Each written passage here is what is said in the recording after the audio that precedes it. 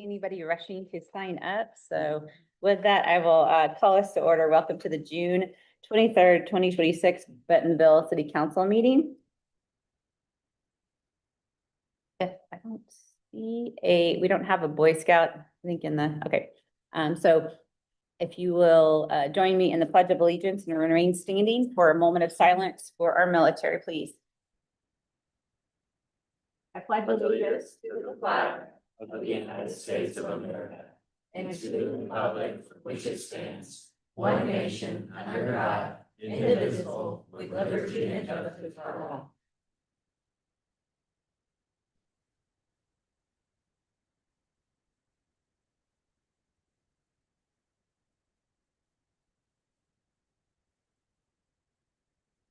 Thank you.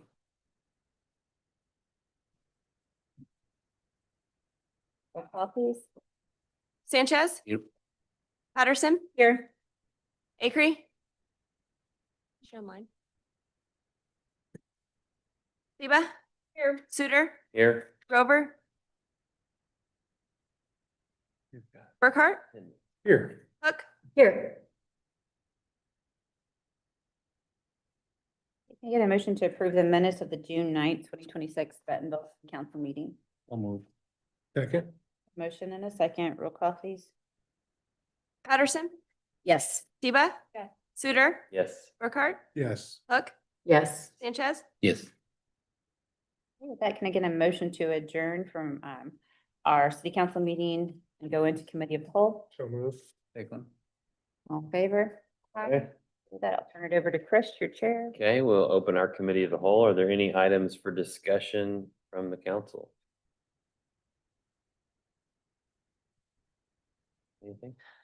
I would like to discuss, and maybe it'd be better during the open council meeting, the items for discussion on the amendments to the contract with Raf Tillis.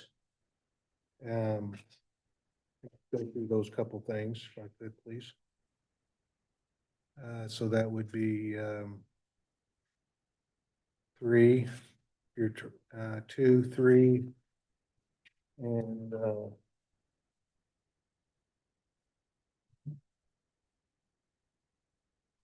Utility board 2 and 3. yes, make sure that, thank you for your patience.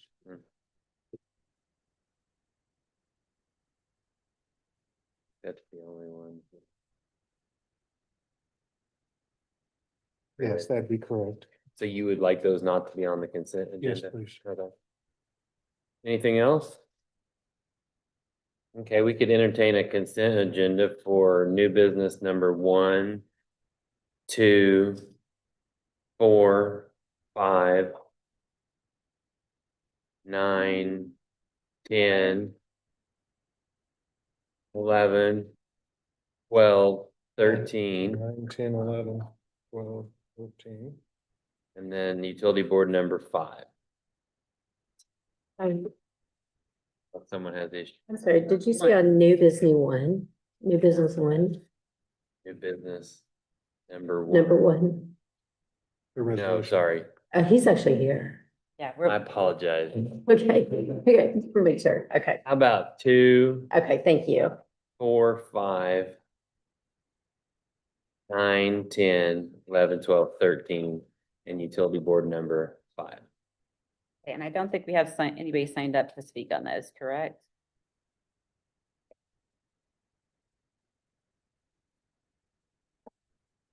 Yes, is there a motion for that? So moved. Is there a second? Second. All in favor? Okay. Okay.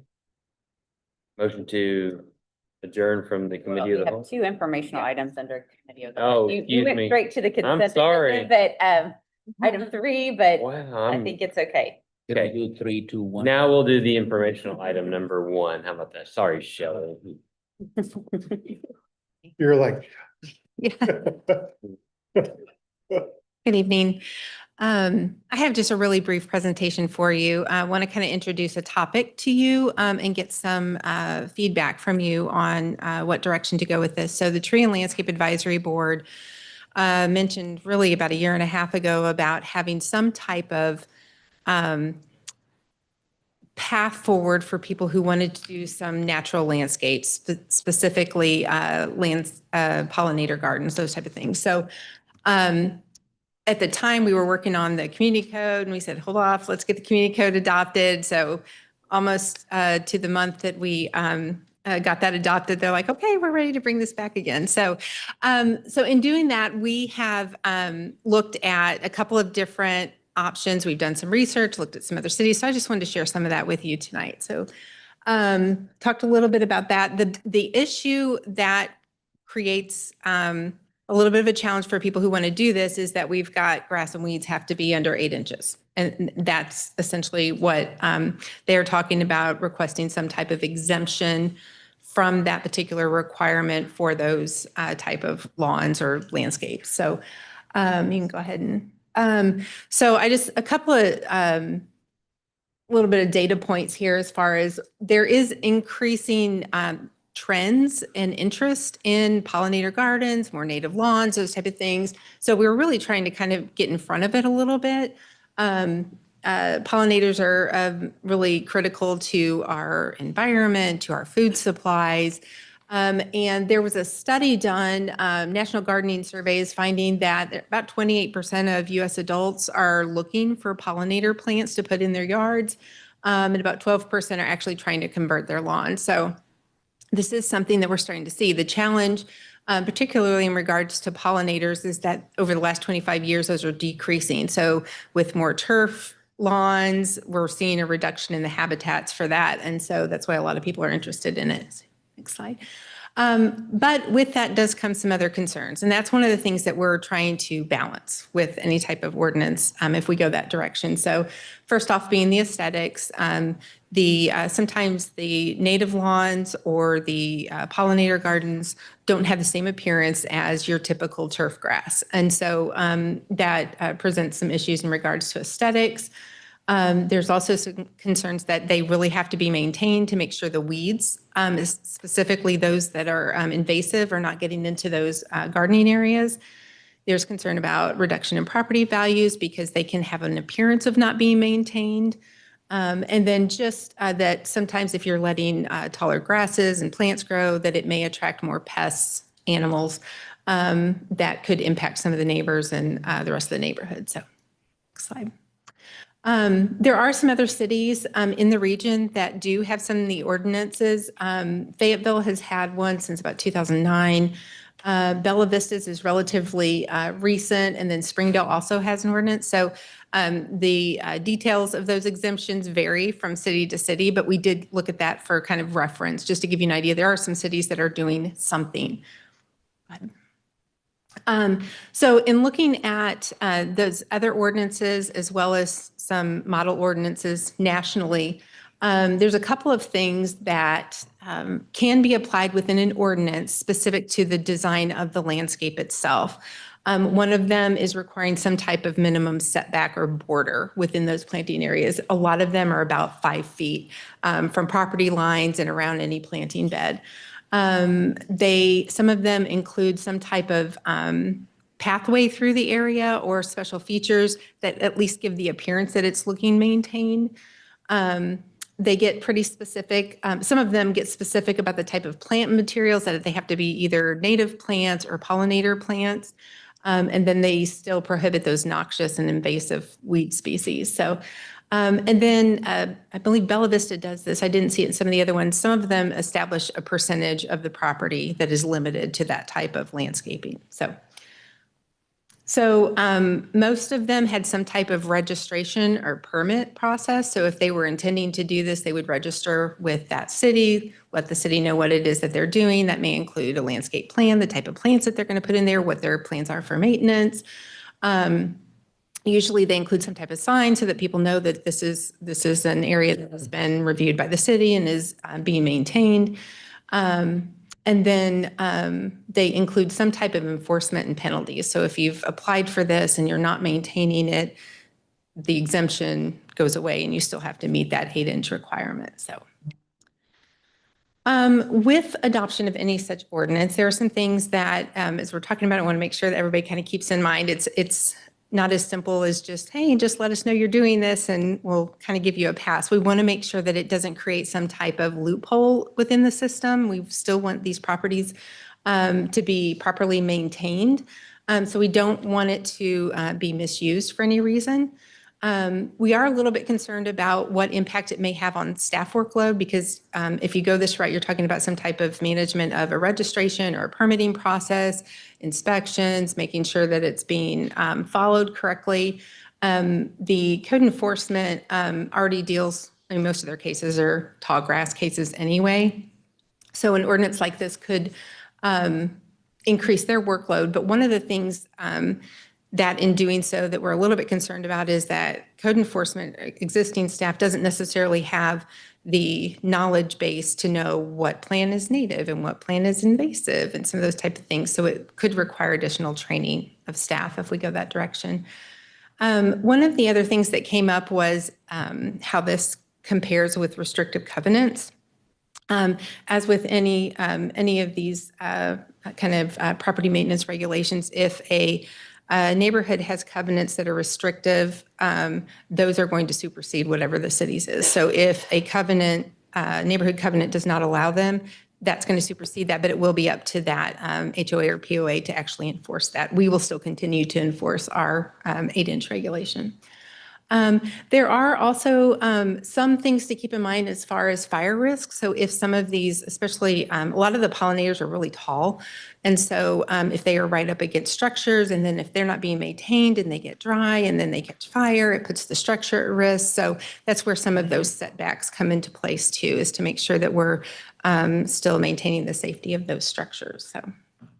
So I just wanted to share with you some of those considerations.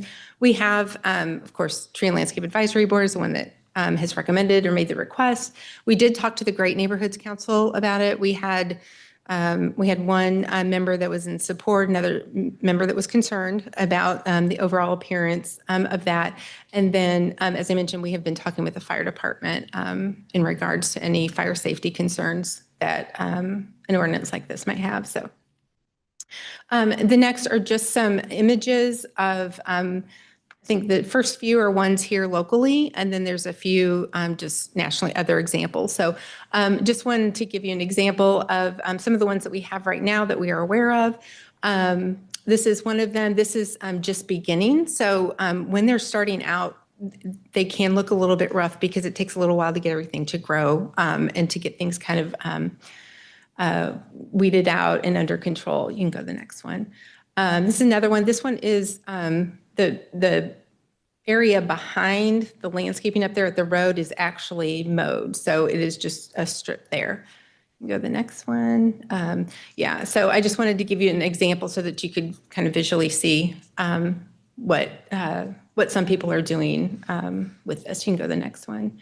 That is another one. As you can see, a lot of the plants get very tall, which would be against our 8-inch requirement. And so this is essentially something that the Tree and Landscape Advisory Board is looking for. So wanted to present it to you, see what kind of questions you have, and really get a feel for what direction you as a council would like this community to go when it comes to native landscaping, pollinator landscaping, those type of things.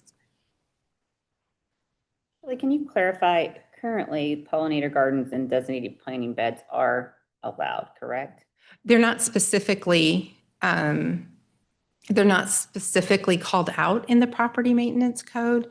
But if there are plant materials inside planting beds, if they're being well maintained, we don't apply that 8-inch rule to those plants.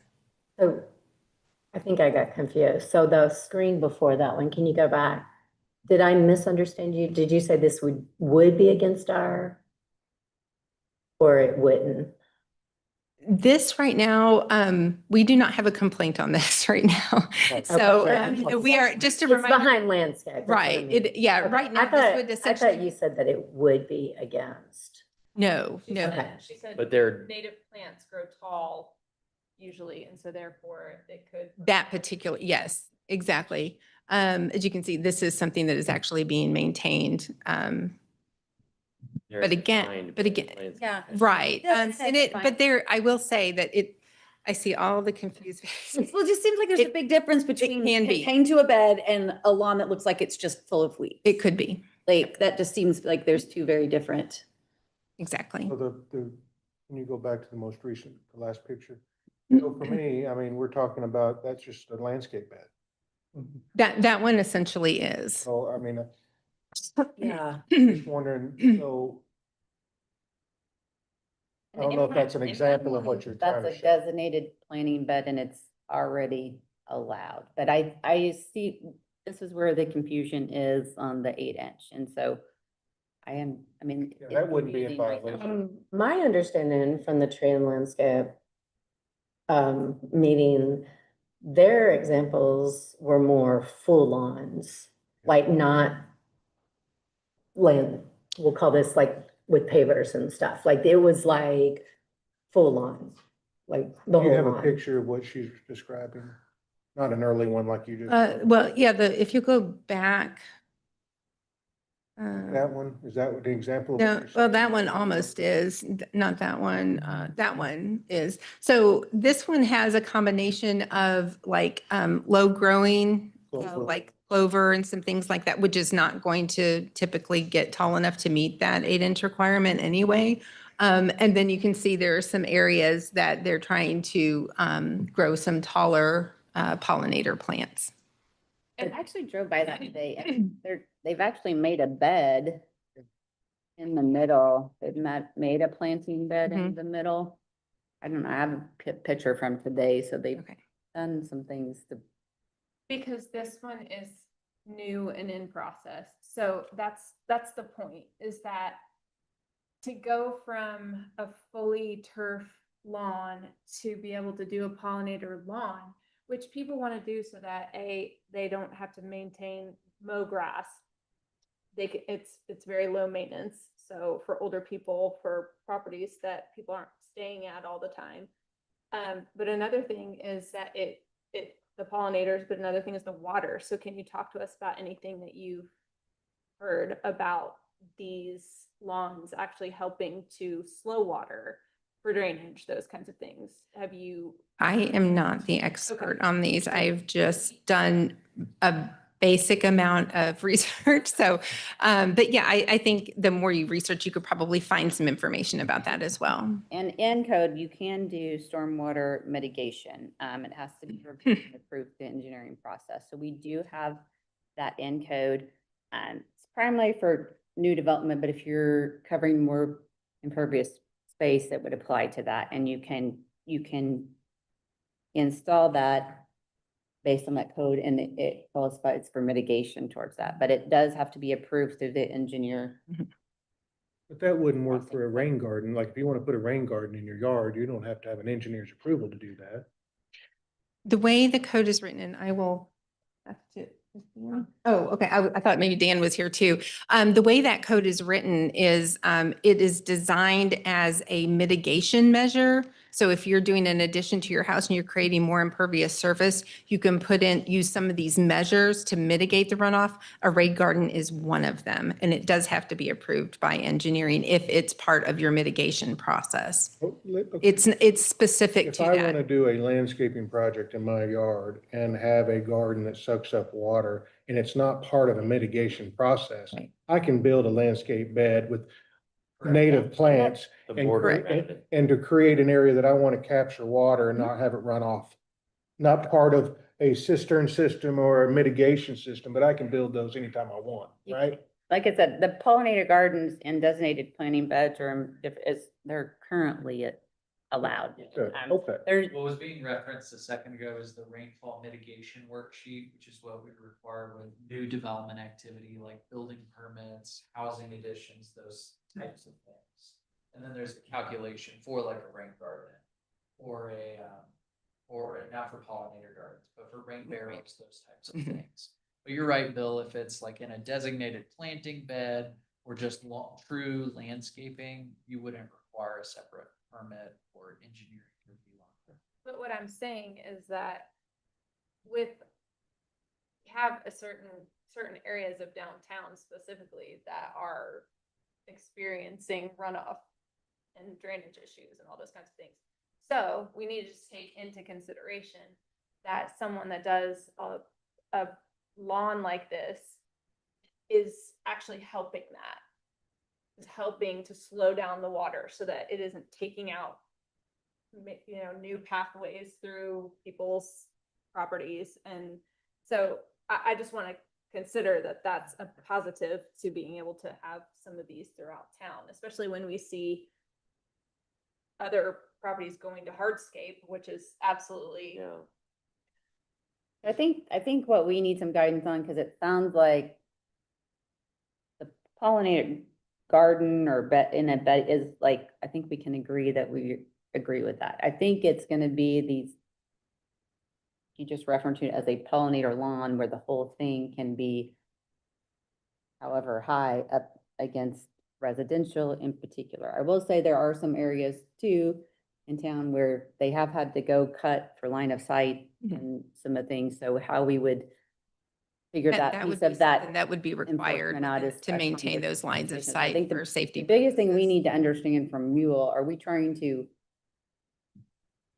change them? Because I think we already can do the pollinator gardens and designated pet planting beds. So are we looking at a more of a pollinator lawn and then how behind, for our team, how they would enforce that? And I will say, that's where I'm feeling challenged because we do have some complaints and I think maybe specific to this yard. So you need to understand, we've got that side of this coming at us too with complaints. And so now if we go allow some, and I also think we have to come up with something that code enforcement can look me in the eyes and say, yeah, I can enforce this and understand it and make it very clear and consistent for everybody, for the homeowner, for those that have to enforce it. So that's where we're looking for some guidance.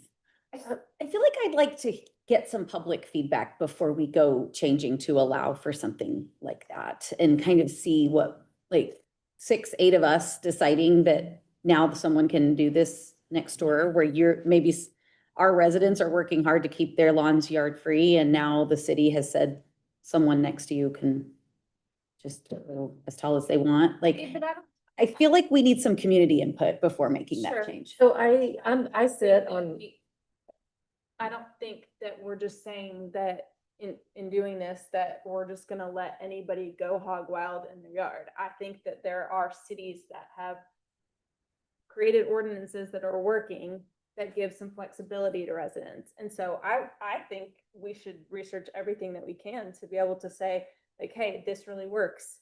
There has to be certain paths through it. There needs to be, you have to pull a permit for it so that we know, like, yeah, this, if someone's gonna bother going to pull a permit, in my opinion, and get all the information of like, this is what we allow, that's not someone that is just lazy and doesn't want to cut their grass. Like that, those There still things has to be don't- protections for the neighbors though. Sure, so one of those things that was mentioned were setbacks from the neighbors, right? I mean, I think I like the border. I think a nice 5-foot border all the way around. So you have that gap to other lots, I think is a great idea. But I agree with you that I think there's a way that this can be put together. And we don't spray our yard for the same reason, because the first thing that comes up is the dandelion flowers, and we need the bees to hit those immediately. So yeah, people don't like the dandelion flowers in their yard, but too bad. You can just mow the grass.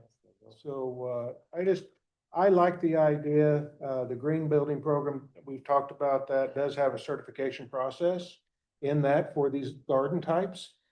We're not also talking about the use of water. It doesn't require as much water. We'll save the city money. Now, we make money on water, but overall, we're paying a lot of money to get water. So it also. Money savings though, and someone's gonna have to be going out to all of these lawns and figuring out, are these invasive or are they native? And did you pull a permit? And this one, it actually sounds Get out of expensive it. to me. We allow them to do it. We don't have to make it so punitive or so difficult to grow a pollinator garden. Why are we making it so difficult? Because if they're not if someone's not making sure they're following the rules, then it's just a lawn of weeds. Like it only Yeah, works I think first of all, I think the amount of citizens that are going to go in this direction is not going to be an exorbitant amount. There are maybe more here, like you know, Fayetteville has a lot. We may get more, but I think that it's not gonna be an exorbitant. We have one in my neighborhood where it's like the little spot between the sidewalk and the street. And it's like grass, grass, grass, grass. And then there's one that has, you know, tall wildflowers. I love wildflowers.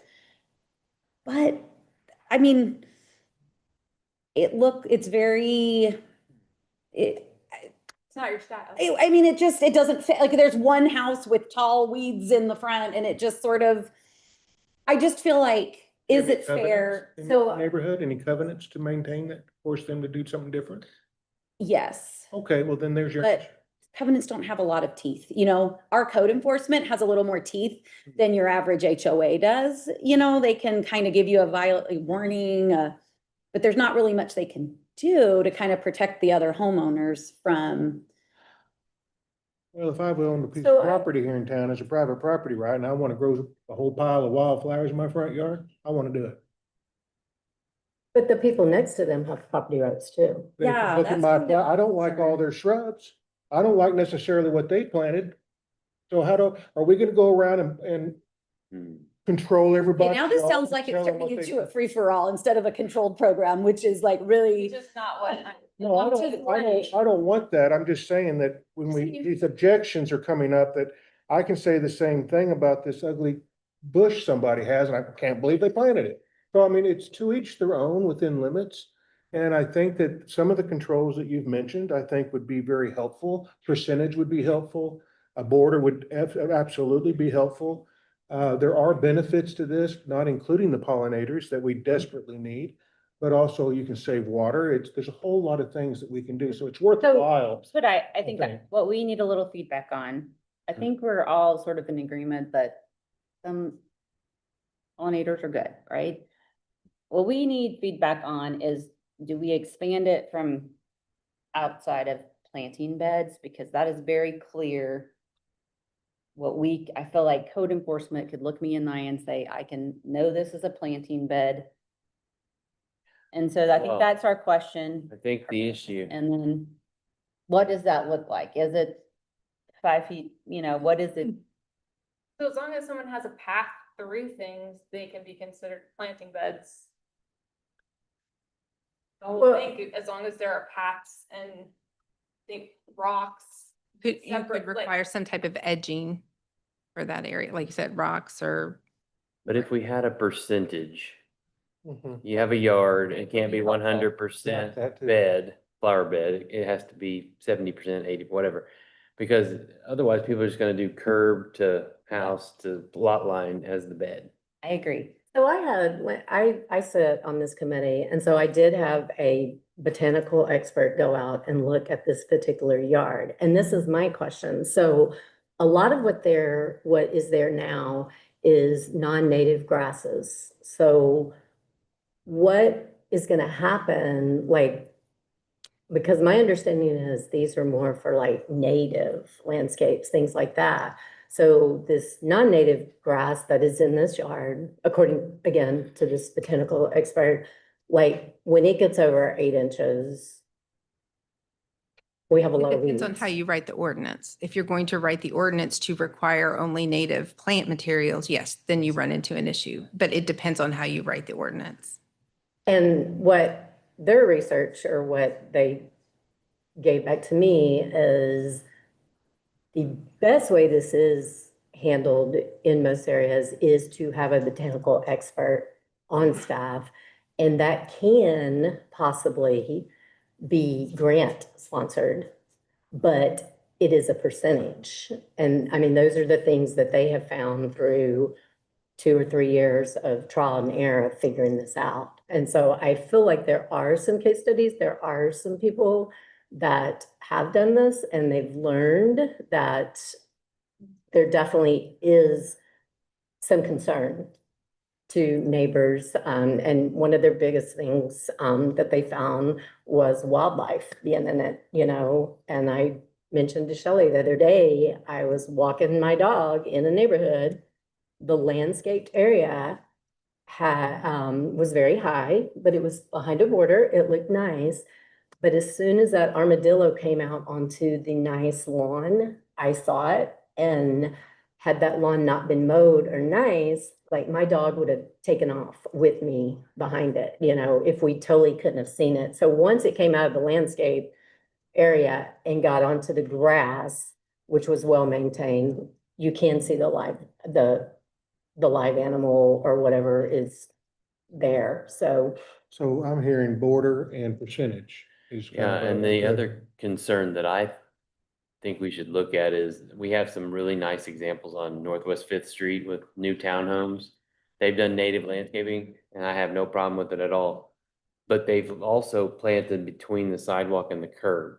I think we as a city might want to set this expectation that maybe that ought not be planted in, because what if you park on the street and then you side of the street and you get out of your car, you can't get out into the wildflower. or like So the sidewalk to curb might be something we should look at as, because for clearance, for visual clearance, for lots of The different. right of. like on Basically, Sunday, It looks nice, it's We just maybe say, not like, gonna I work. almost had line of somebody pull sight. out on me. on We're there. going to regulate Line of because sight they issue, have to yeah. be able to see. Yeah. And there are some Mhm. So things out there maybe where we should they've look had at to go cut areas because they've caused there's been some issues around them. Right. So we will still regulate that piece of it.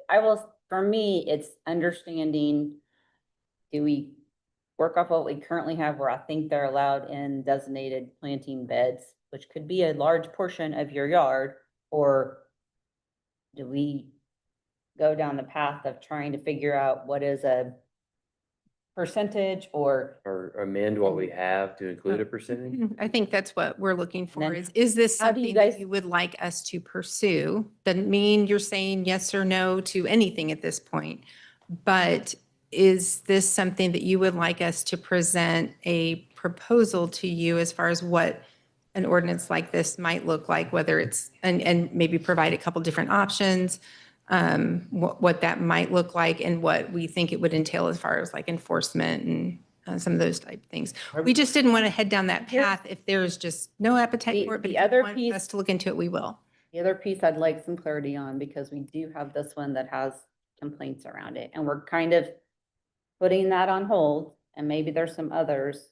That's with the only complaints. one. We have And so one I don't right now. know what we come up with would exactly fit. This to me is a pollinator lawn and so what we come up with may not fit this exactly. I just want to be very clear with those, and I think maybe the members of the audience of understanding of that we're not creating an ordinance to try to fit this when we have complaints about it.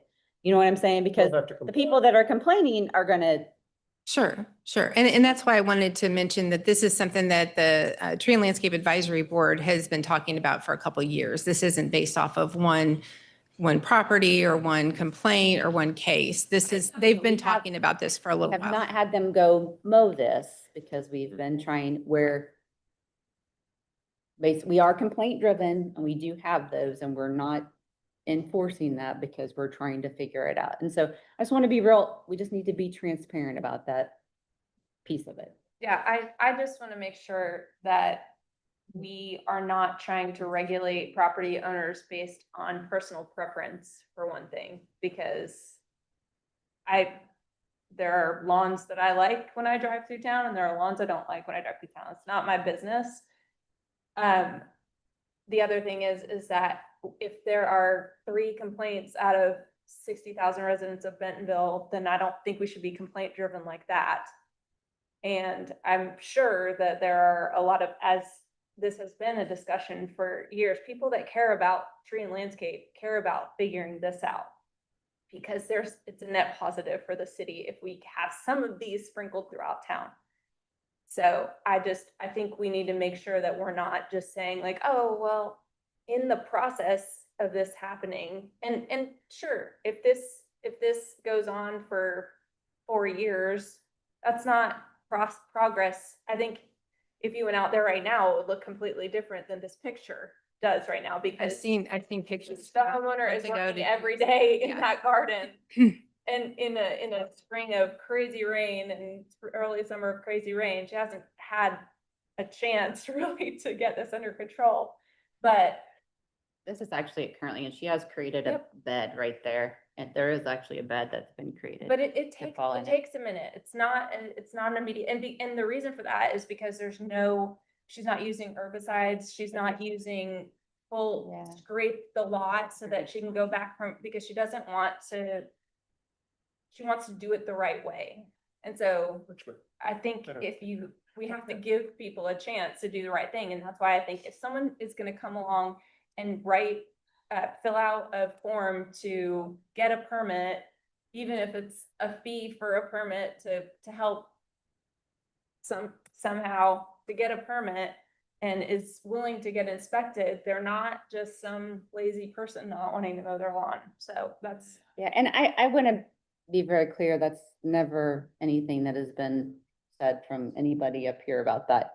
And what I'm trying to get to is something very clearly you could go look at and know from an enforcement standpoint that this is, like I said, if you look at it now, there's a bed that's been created. It's very clear that it's in that bed. Now, there is stuff, there is stuff around that, and that's the real question I'm asking you guys to help us answer, because that is where, for us, when I talk to code enforcement, where their ability to kind of delineate that is going to be challenging. So, I don't know that we solve this tonight, and what you can do is give us some feedback. It's just an informational item. We appreciate all sides of this equation, in my opinion, and we're trying to figure out something that we can come together on, and the Yeah. public can trust us in how we got there and how we I think looked we at should it. definitely look into it and, Me as well. Hey, Octavio, what is it? you know. This is my opinion. Pollinator jars are good. They have to be regulated because we live in a city. If neighbors not necessarily are in agreement with our decisions.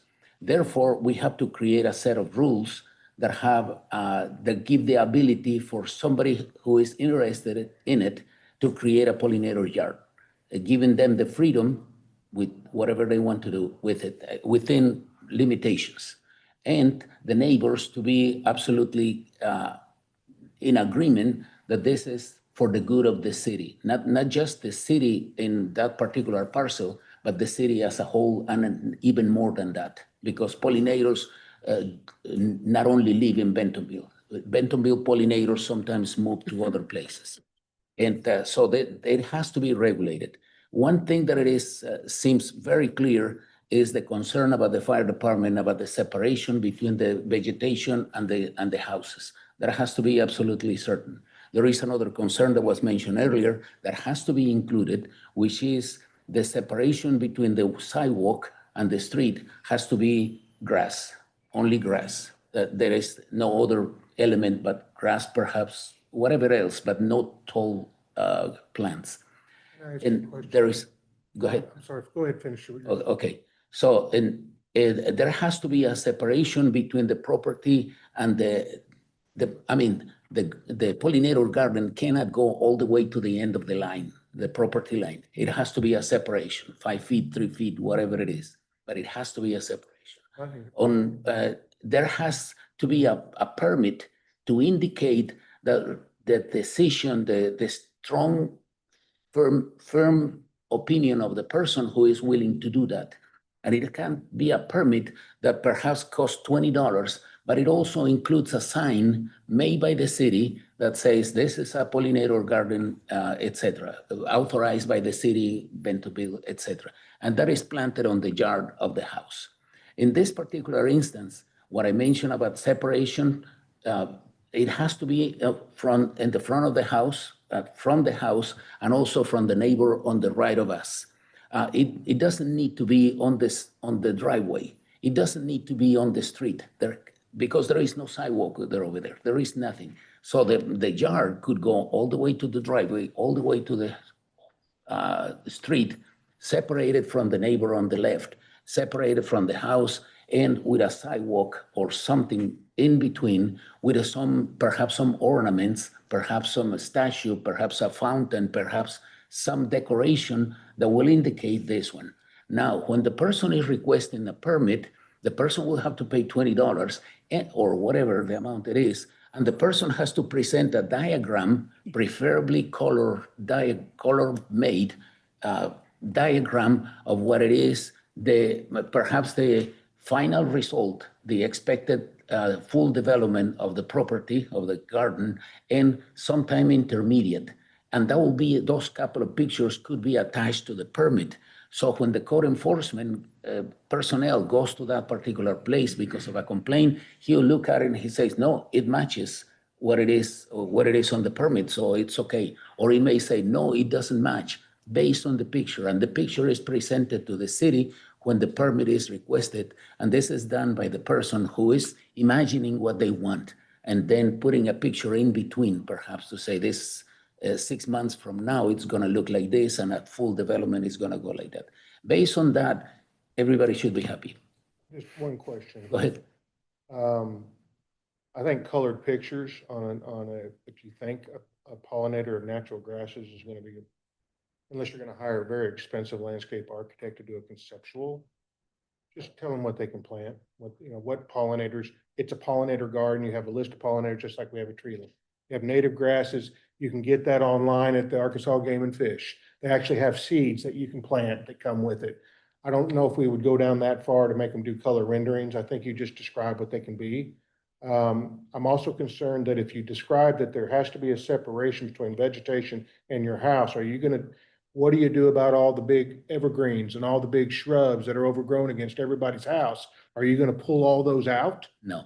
Okay, so those have just as much risk as anything. Every bit of your landscaping that's in front of every house has just as much risk as anything else, especially the dead boxwoods or the whatever it may be. So I want to be cautious saying that just a pollinator or those flowers you can't have, but you can have all these other shrubs, any kind of shrub, any kind of, as long as it's in a bed, it could be piled up against your house and up through your roof and on your roof causing problems, it's so. I just want to be cautious in some of the language. Thank you for the idea. I think we can write it in the sense of it is strongly recommended not to go against the house, but you can do it if you want to, please. Or the utility box. That's, if we have a list, point what you just said though, because you say that, but when the people that we're gonna ask to enforce this, if we can't give them clear, it's not helpful on the back end of this. And that's why we're looking for some very clear guidance to be fair to our people that have to take, and we are, as code enforcement, we are complaint driven. We're not just out there looking for yards that are over. We have way too many complaints about tall grass right now that they are trying to deal with. And it is a process, right? And it takes time and resources. And so in my mind, we have to give them very clear direction of if we get a complaint, what to look for, so that we can be clear to the homeowner and whoever's has the complaint, and here's the code and here's what we're enforcing. But if we're gonna have a list of, say, allowed grasses, how is that? I mean, are our code enforcement gonna become botany experts? Are we hiring a botanist? Like, how do we know if that's being It adhered has to? be that. Like, and it's not just invasive, I would like, love to see a proposal from it. That's kind of what we're asking for. Yeah, I'd like to see- If you'd like us to spend some time putting something together, taking into consideration all the concerns expressed, the ideas, the thoughts, processes that you all have discussed today, and see if we can't come to something to at least start the discussion. and I think costs, like a realistic, like what would this cost to actually? Cost us, the city to. Yeah, yeah, right. Like, we are definitely gonna have to have someone that knows grass, Sure, depends just on like how all you our write it. gardens, We've already. Yeah, it depends on how you write the code. It doesn't have to You be. could do it such that they have to sign off from an LA or culturalist as part of the application process. What we do on development, I don't have an LA on staff ensuring things, but we know enough that. We have a they follow the horticulturist on process pretty staff. well. Not in our department. No, but we have a horticulturist on staff. Well, we're trying to hire one. But I don't want to make this so expensive that you can't do this. I mean, if you get a landscape architect to draw a picture up and you want them to stamp this, certify it, re-inspect it, you're talking thousands of dollars. Look, And that's not gonna do we it. can do I don't think we need to have something that's so in-depth. You can do something with AI that shows, this is the general idea, this is where my paths are gonna go, this is where my beds are gonna go, this is where the tall is gonna be, this is where the low grow, whatever, I don't know what non-having to be mowed grass goes, we can do that pretty simply. I mean, I would say before throwing the whole thing out with the bathwater, give them a chance to say, this is the idea. And this is where I am now, and this is where I'm going. And On the other hand, there are many things in the city that are out of the code, out of compliance. It was mentioned dead box bushes or next to the homes, and nobody's going after those. And we don't have the capacity to do that. In the same way, we will not have the capacity to go after checking that the separation between the pollinator garden is exactly 3.5 feet from the home.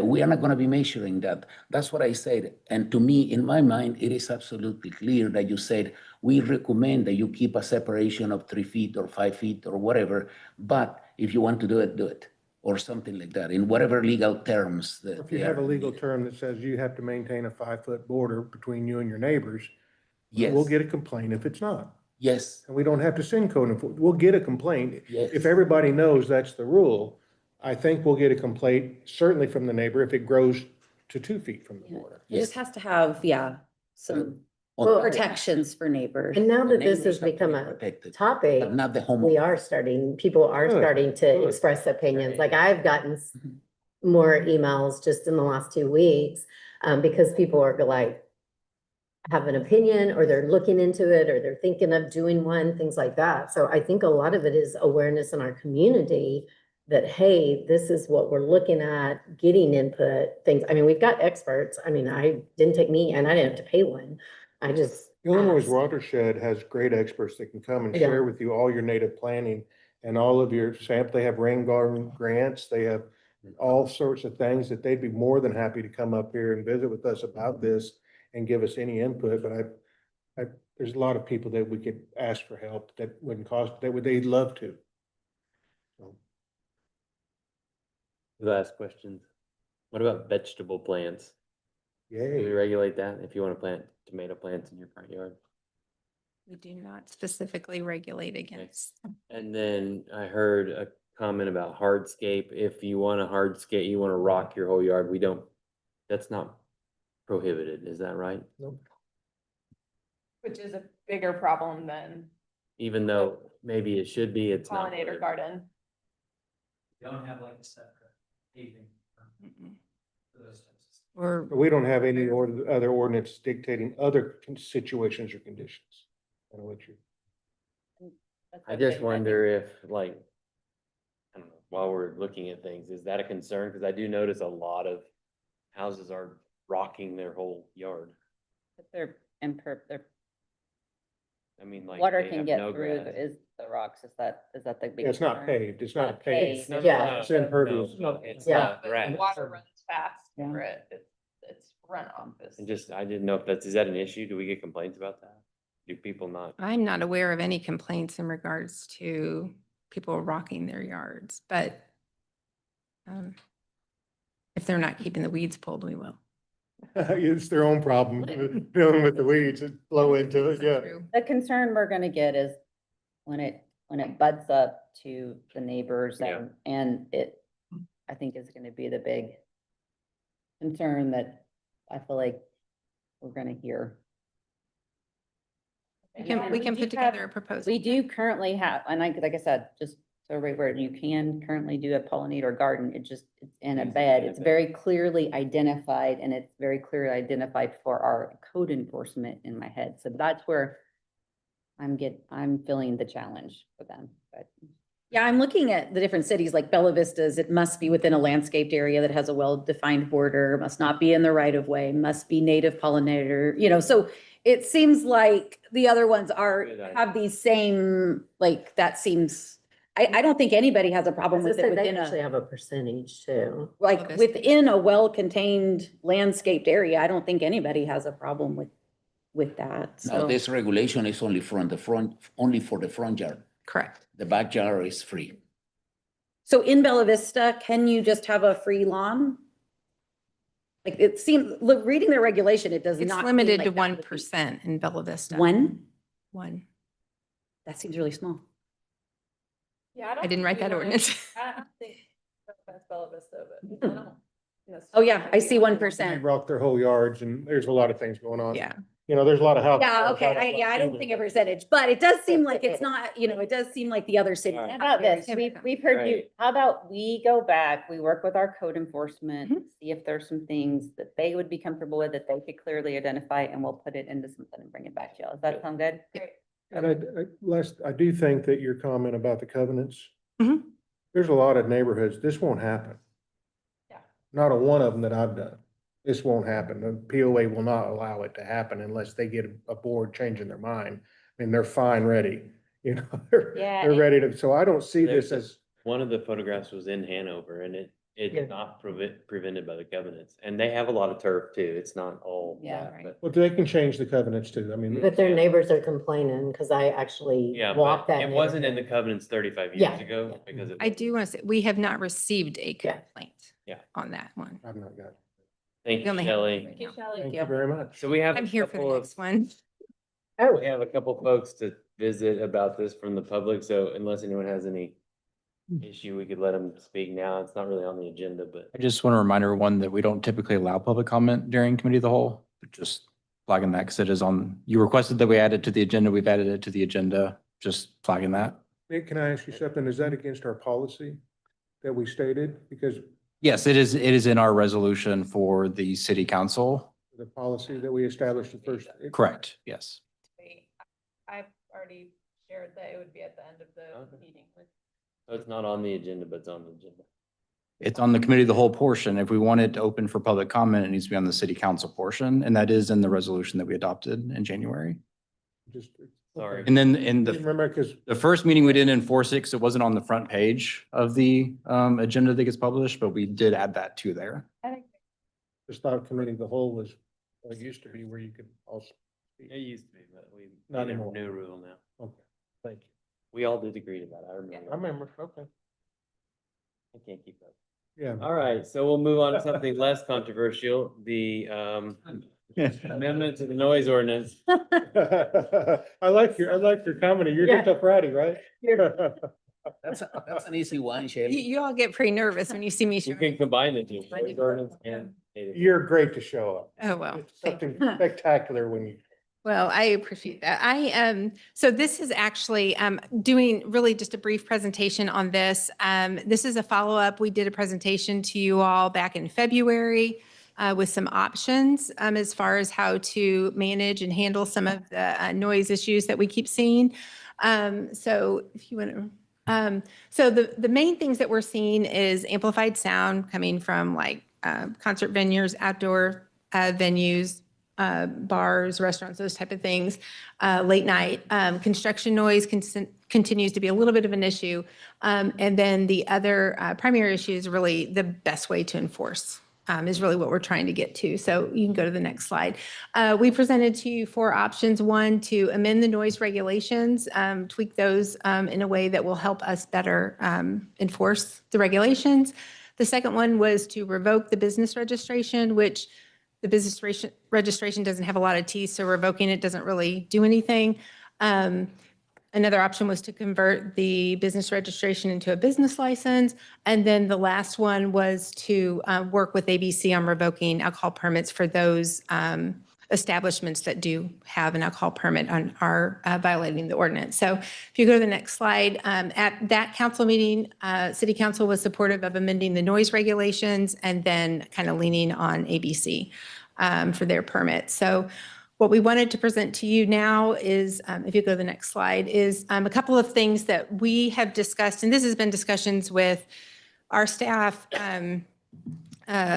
legal, police.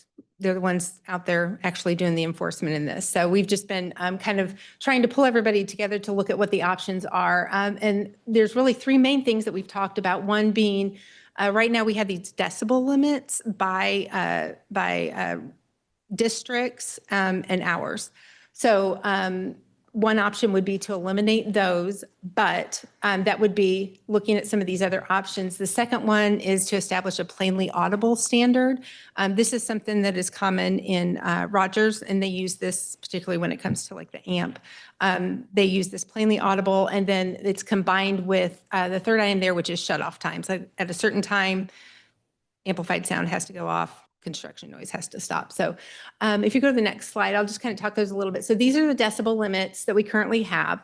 They can be a little bit cumbersome when it comes to enforcement because they have to carry around the meter. It has to be calibrated. Like we've got strict regulations within the ordinance itself about how they have to be calculated, how often, how they take the report. So it does become a little bit cumbersome when you're out there and people just want the noise to stop. So it does create a little bit of a challenge there. It is expensive, the equipment itself is, and then keeping the calibration.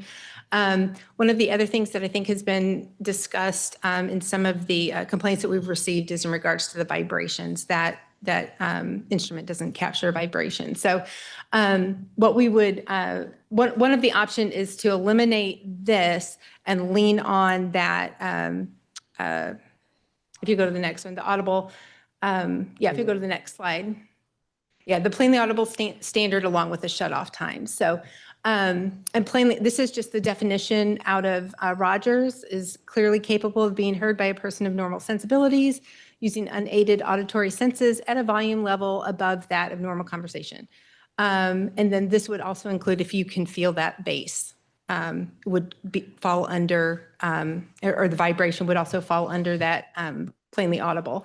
And then that essentially would apply to the shut-off time. So if you go to the next slide, because these are the two issues that we hear the most about is the sound amplification and the construction. Those are the two that we're looking at potentially establishing those for.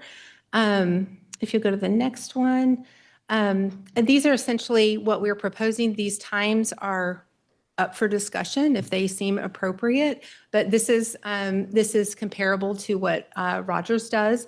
And this would basically be at 8 o'clock every day in residential districts or within 500 feet of a residential district. That amplified sound has to be turned off. And then in non-residential districts, it would be the same except for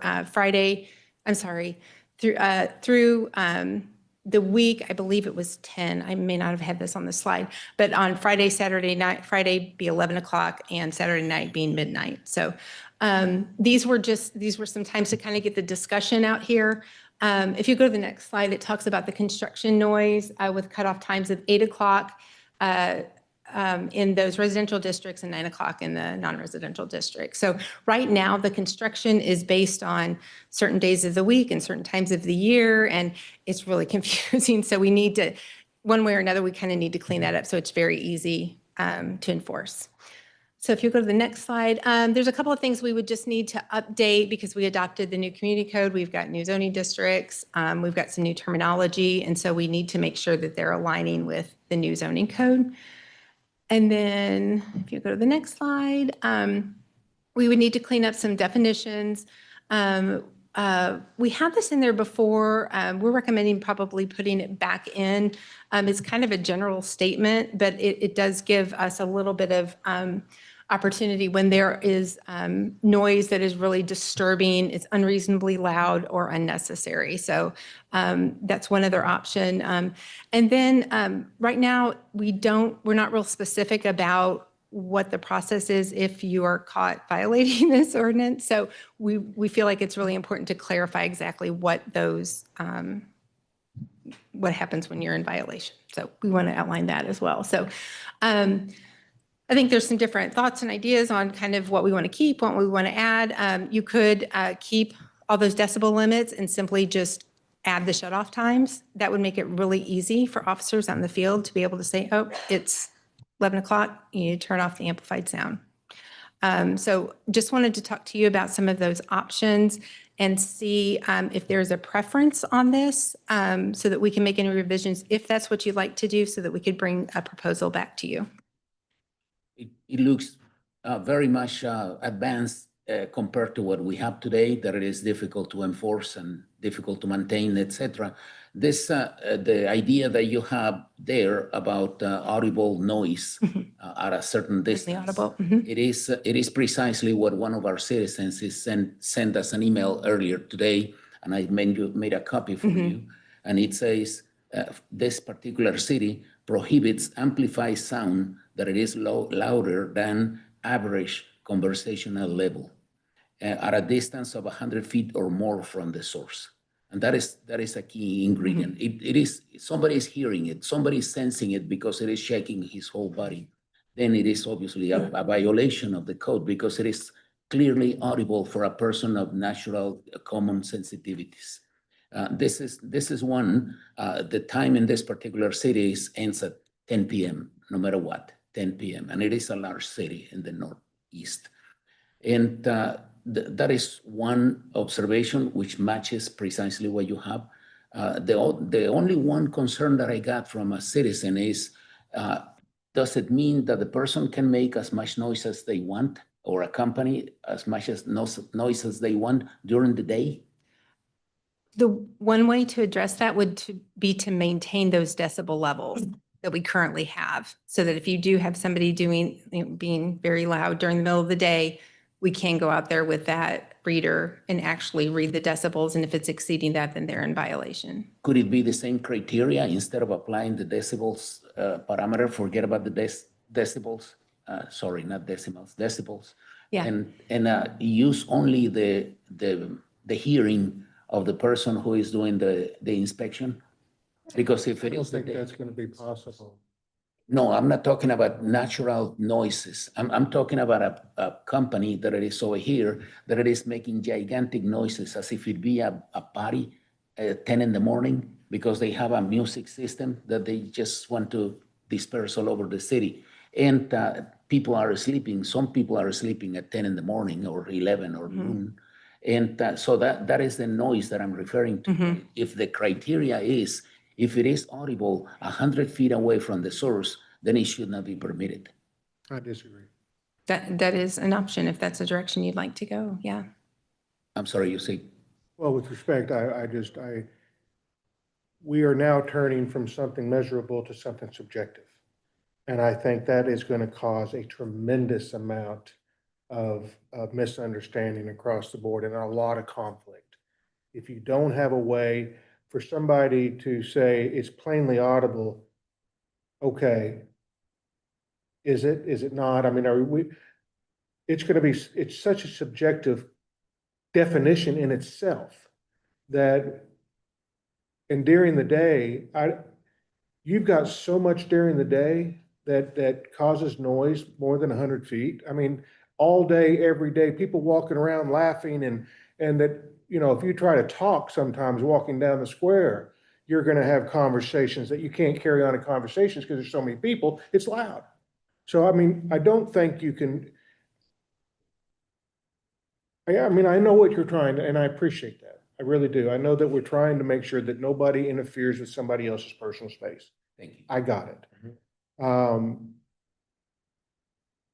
Our entire, the sheer activity of the experience of our town creates that noise louder than what you're talking about. And you won't be able to, even sitting outside and furniture outside with tables outside and people laughing and you'll be able to hear them 100 feet away. So I think we just, and I think we need to keep it very clean. I think if you want to do a shut off time instead of decimals, I like that idea better than about anything, that there's no more amplified music after 11 o'clock. Keep it simple, keep it clean. And if they're either violating or they're not, I like it that way. If, now I don't know how we'll work out where you have the 500 feet from residential, because most of our districts are butting up against residential. So I don't know how you're not going to have any sound coming from them during the day, or if you have a daytime event. We have a lot of outdoor events goes on during the day, and there's residences across the street. We have brand new parks we're building all up and down with amps, with the amphitheater and a whole new boardwalk system goes all along houses. And so we're gonna have music out there. And so how are we gonna address that if I'm concerned about the plainly uh, uh, audible definition that it just, you're gonna put our police officers and our enforcement officers and the persons involved, both whether it's the one making it or the one listening, in a real conflict argument right there on the street. Saying, well, I can hear it. No, you can't. You know, I can just hear it. It's not measurable. And I'm concerned a little bit about doing it that way. If we could clean it, just make it definitive, you're shutting off at this time. Now, the hours will be debatable. I think that's a clear discussion. I would rather go to, for me personally, I don't want our officers getting in that kind of argument with everybody standing around yelling at each other that I don't hear it, but you hear it, and you know what, you're saying this is subjective. I can agree. imagine. This is the same argument in the topic before, like, we need to give very clear direction. So those that we ask to enforce these things can give very clear direction to both those that may be offending on it and to the public who might be sending in the complaints. This is also another one that is complaint driven. I will say, we're not going out and taking our noise meters out into your neighborhoods and checking you. These are complaint driven. So that's why we're trying to figure out how to address them, because they are complaints coming in. So Sunday through Thursday night, what that said is 8 o'clock, if it's within In, 500 in feet. residential. So So, would yeah. that apply even if somewhere has a conditional use? I mean, this would supersede that, or like the That was- momentary, for example, was they have my a show on question. Sunday night. Those they have to end it in- so that, as is currently in the ordinance, that would stay. Those that were designed for that type of event, that were designed with some level of sound attenuation, that still applies, but the cutoff times would apply to those establishments. Yep. The amp So couldn't 8 o'clock. Unplug 'em. in a residential district We're 500 foot from it. or 500 In foot. the what I'm- example that we, Right. so all of that would be But in, that's what I'm saying, like, if it's within, if it's clearly within 500 feet of a residential. You could also change it. I mean, if you feel like that distance is too far, you could, or you could simply say residential district, it's this hour, and commercial district, it's this. But I don't know that that's going to stop the complaints. stop some of the complaints. Yeah. Well, to have a specific measure, it'll be nice. We attempted that with the decibels, not decimals, the decibels that we have today, but they are not proper. They are not working because there is another type of noise that it is not detected by the measuring device that we have, precisely the bus. So that it is gonna take us back to the same problem that we are experiencing today, in the sense of having a type of noise that it is not detected by the devices that we. If we're adding shut-off times, which I think clearly, when you have some places that are running till 2 o'clock in the morning and they're jamming out inside there with amplified, and you feel that bass and you're keeping people from sleeping, it would stop that. Because then they can just drive up and say 11:01, turn it off. And if we set enough, the criteria for the penalties, where you get enough, we're making a phone call to somebody and saying, hey, we need to have a discussion about their license or whatever. I mean, I think if we could do both, keep what we're doing and have a shut off time to eliminate those concerns after that period of time for people trying to sleep. I mean, I'm a person that, you know, I used to love fireworks. I can't stand them anymore.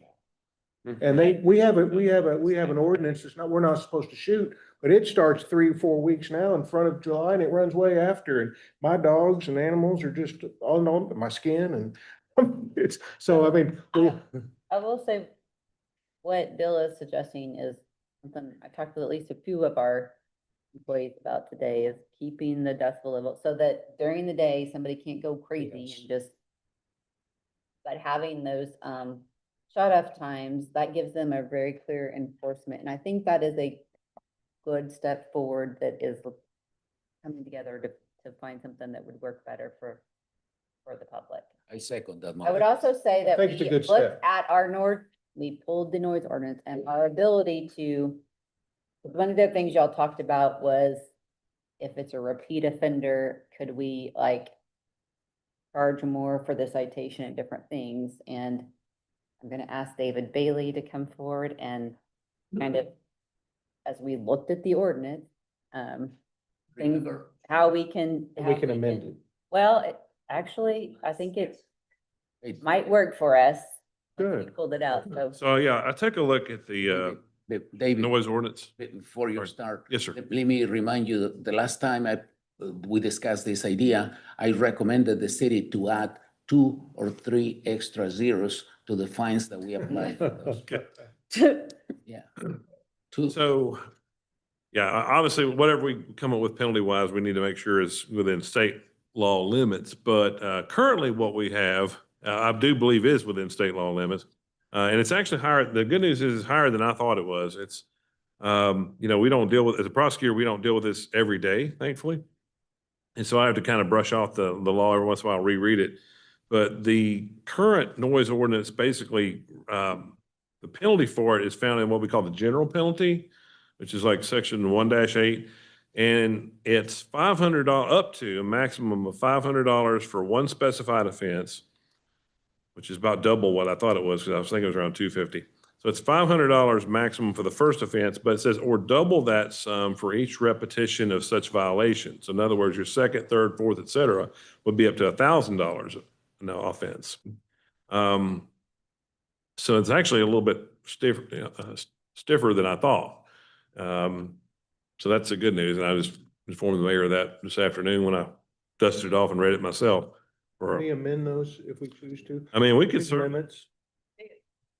State say about it. So we'd want to research what the state law maximum would be. I'm not prepared to answer that tonight, but I know there is a limit. We'll have to keep it under. I mean, we couldn't say $1 million or whatever. I'm But, not talking about also but- breaking a company either. Yeah. But I could see if the first one's 500 and then it doubles for the second one, and then it doubles again. Yeah, So if you're that's going right. 500, 1,000, 2,000, sooner or later, you need to stop. At some point, I think the state would probably step in and say, But you stop it. but Well, yeah. your you point, could. other You could. research. Yeah. David, could you also clarify, because this sort of thing we talked through, because it has been challenging, I think, from an enforcement standpoint. If we keep the decibel reading where that's taken based on a complaint coming in, and how we talk to make sure law enforcement or enforcement. so under the current ordinance we have, there's 2 ways to measure. And it depends on whether it's complaint driven or whether it's just policed out monitoring. And so the way it reads currently is if it's just not a complaint driven, but the police are out monitoring, it's actually measured from the property line of the source of the noise. So I'm going to use a bar as an example. You're outside the bar, you're on the street, you're on the property line, you got your meter, you measure it. And that's one standard. Versus if it's complaint driven, it's measured from the property line where the complainant is, usually the residential area, right? And of course, that's a lower standard than it would be per the ordinance. So it's, Could we change that, David, to make it always from the property line of the? the complainant, or Like from the public right of way. you could, yeah, I mean, The that's, public right of way where people are walking or, whatever, maybe you could just measure it in the public right of way. you certainly could. I think one of the, and I thought about that too, and I guess one of the, upsides of the way we have it currently is, and I'm trying to find the, here it is, that little table. So there's a table, right? So residential, and we'll just kind of talk about, right now it's 10 PM to 7 AM are the nighttime hours, and that's pretty consistent throughout. For residential. So residential, 10 PM to 7 AM is 55 decibels, right? But that same time spot, for commercial, 65 decibels. So the idea is if you're measuring from say the bar, restaurant, whatever, property line, during that time period, they have to be under 65 decibels. Versus you go out a couple blocks down the road to somebody's house, it's 55. And I think the argument in favor of keeping it the way we have it is, what if you have somebody that's in between that? What if you've got a neighbor, let's say you're residential, you can be up to 55, but let's say it's measuring, 56, but that's your neighbor doing it. and I'm probably not articulating this very well, but I think there was some thought maybe behind the two, because at first that confused me too. I was like, why would you have two standards? Just measure from the same place. And I'm not, and to your point, I think we can do that, but I think somebody apparently thought that was a good idea, and maybe they're right, to have the two different standards, because again, we're usually complaint driven, right? Maybe the people that are closer to the restaurant, bar, whatever, are not complaining. Well, won't the shut off But- hours solve that? We issue a citation, we have to be able to prove that in court. And so we have to make sure it's measured, we've done all of that right? And so that needs to be very clear from the enforcement standpoint, because if we actually issue the citation, we got to be able to have the backup for it, right? And here's what I The like step about, for shut off hours though is really gonna control the bulk of our complaints. I think the shut off hours are gonna help as far as like the base and things that the meters can't catch. Where I like the meters, again, this is what it's worth from a prosecutor standpoint, where I like about the meters, and I know there's drawbacks to it, they cost money, they have to be calibrated. Again, I get that. But here's what I'm gonna analogize it to. Drunk driving, 0.08. If you take a blow test, it's 0.08 or higher, you're guilty, right? It's an easy standard versus if someone doesn't take the test, I can still oftentimes can still prove guilty of DWI, but it's a lot harder, guys. It's a whole lot harder. And so if I've got a meter and it says the person was offending at, the cutoff was 70 decibels and they were at 71 or higher, can they still challenge the meter? Can a good defense attorney still challenge? Absolutely. Do they challenge the BAC machine? Absolutely. There's defenses to everything, right? But 9 times out of 10, you're going to win that as a prosecutor. It's challenging with a plainly audible. Then you could challenge that all day long. Absolutely, you can. It's like trying to prove someone's guilty of DWI without some sort of ascertainable test, right? Blood test, breath test, urine test, something with a standard in it. And you can certainly do it, but is it more difficult from a prosecution standpoint? I would say 100 times out of 100. So I think what I'm hearing, just to give clear direction, is the shut up times. We think we could, let's at least try to move forward with that. So we'll bring that for you. Leave the decibels in place. See how this works. If it helps to address the concerns better, we can always revisit it. I do want to also be very clear. We do have live music venues that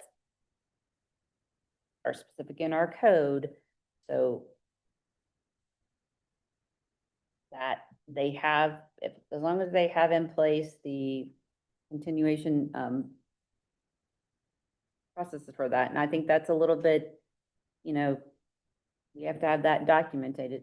I want the public to understand that doesn't apply directly to them. And Could we so, bring the list of, Yeah, I think when they this need to comes be back, really can we specific review the who list they are, of what they- exemptions? I know The they're- venues we're building as a city Yeah, venue. Dave Peel Park, is that? We'll have to also make sure Yes. that, that's part of this, because we all opted to build this thing, and if we're not gonna allow them to play music there, it seems a whole lot of waste of money. yeah, and that's what I'm saying. And I think for us, our shut off times will probably be even ahead of what we're bringing to you, but still be super respectful of that. But that is a concern for us because we're getting ready to open an amphitheater, right? And we will have music activation there, right? And so what I hope you've learned from these things is they're super complicated. They're not so just black and white on both of these two issues, and we hear from both sides. So, but I think we've got some direction from you guys. If you think of anything in the process, let us know, and hopefully that gives you some direction to work on something and bring back. Does that sound good? I completely set aside the idea of transferring into from a registry to a license to give this a little more teeth. My personal opinion. Well, we kind of look like we sort of put that aside. So that's one option, right? I don't, I think if we were going to do that, we would definitely have to we'd have to make it a license. Right now, our registry is more voluntary Yeah. in the sense there's not a lot of teeth to it. So you have an offending bar, restaurant, whatever, you pull their registration, they're going to continue to operate. Just to clarify, registration is required by ordinance, but we have no enforcement I mechanism don't think there's a lot of, to it. So I just want to be clear about that. so, yeah, good Not point. voluntary, it's It's, technically not, I guess it's technically not voluntary, but if there's not a lot of teeth to it, But if there's no enforcement, then it. can you shut down the business without it? Or can a business operate without it? I mean, my understanding is Yes. not supposed to, but they can, and they are. The penalties, and we also have the ABC opportunity as well. I think that's. If they keep violating the law, Yeah. Yeah, then that's That's part of their listed. license. Yeah. I have a question about that. How does that work? Revoking their license through the ABC, and have we done that? Is that easy? Or I'm guessing that's hard, right? Well, we can't do it directly. It would be up to ABC. We can certainly make complaints. I think there's a procedure, and I'm not expert on it. I'm to work for ABC, but as I understand it, there's a procedure whereby if they get enough complaints, they can perhaps remove someone's or revoke someone's liquor license. But, you know, ideally, if we make some tweaks to our statute or our ordinance that we currently have, and I think what we currently have is not bad. The good news is I think it's pretty good, but I think we do need to make some tweaks to it, particularly in light of the new zoning regulations, right? We have new zoning districts we didn't have back when this was passed. So I think we need to do some cleanup on it. But once we do some cleanup on it and we start enforcing it, my hope is that the problem goes away. If it doesn't, then we can get with ABC and say, hey, this person's been cited 5 times and they keep paying the ticket because it's cheaper to pay the ticket than to, I guess, turn down patronage. What would be the advantage of the ABC? I mean, what would be the incentive to make them liquor look like? license. Well, if ABC can pull your liquor license, and again, I know, but Unless it's. like, but do Yeah. You they, can't run a bar without. no, I understand that, Well- but I mean, I don't know that they would like do that for us. Just No, but- because we're complaining. Ask, one of the things that they will ask or look at is there a pattern of local? Okay, so they do look at that. Yes, they type do of- look at okay. that, yeah. That's interesting. I can't give you a specific number, like if a business were to get, a bar, for example, were to get 4, then they're gonna pull it. I can't give you that cutoff number. I don't know if they even have that cutoff number, but to Tyler's point, I do believe that's one of the enforcement mechanisms they have, which certainly for that type of business is the biggest hammer that you can wield. I mean, Oh, for sure. if you make your license or your living selling booze and you lose that license, you're done. You're gonna it'll be a for sale sign in the window next week, right? And that's how it works. I mean, it'll become something else. Similar to the But building. we hope it doesn't come to that. I mean, we want to encourage business. We want to encourage sales tax, things like that. But we also want people to be able to sleep at night and find that balance, right? So. I think they look at it, Going, and I think we should pursue it. I don't know if there will be any more discussion about the exact hours, yes, there should be. but I think we're good to, in my opinion, we're good to continue down this road. Come back with a proposal, just like the first one we talked about. Good to see y'all. Thank Thank Get out of here. Thank y'all. And now is there a motion to close the committee of the whole meeting? Okay. All in favor? All right, we will go up back We into, cover everything. open back up for new business. And our first agenda item is a resolution to recognize Detective Corporal Jason Beeler and apologize to him that he had to wait through committee of the whole. So hopefully he's still here. Point of order, were there any preliminary motions we wanted to make for city council this evening? Thank you. Well, yeah, I got you. thank you. I make a motion to suspend the rules requiring ordinances to be read on 3 separate days and further move all ordinances and resolutions to be read by their title only.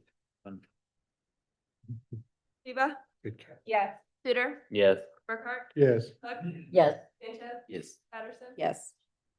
You didn't want to read that 3 times. Well, no, but last time, because we got involved with other things, I forgot to announce our new chief to you, who I didn't, who was standing out there till the end, so I apologize to him.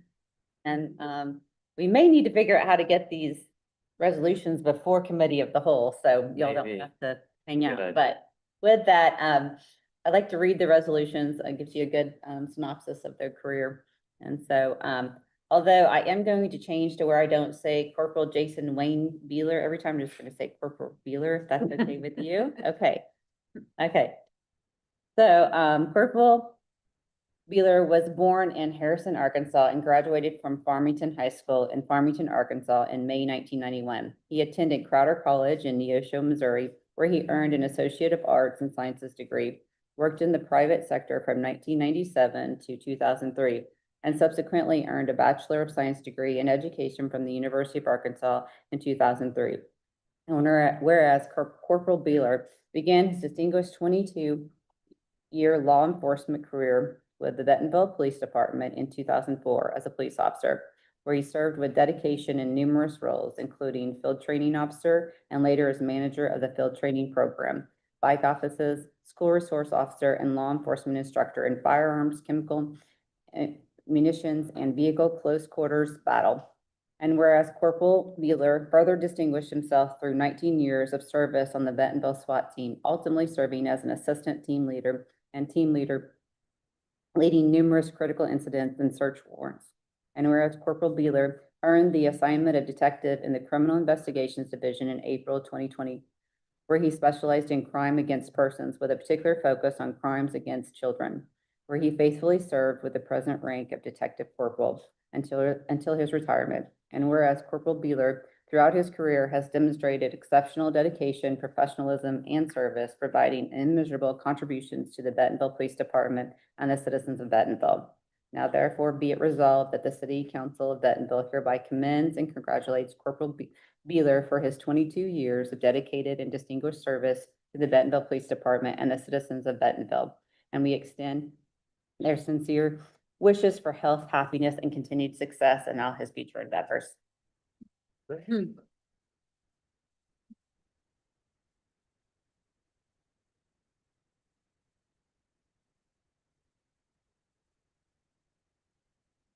You have it? Okay. Come forward. I did forget my glasses. That's why I was doing like this. They are.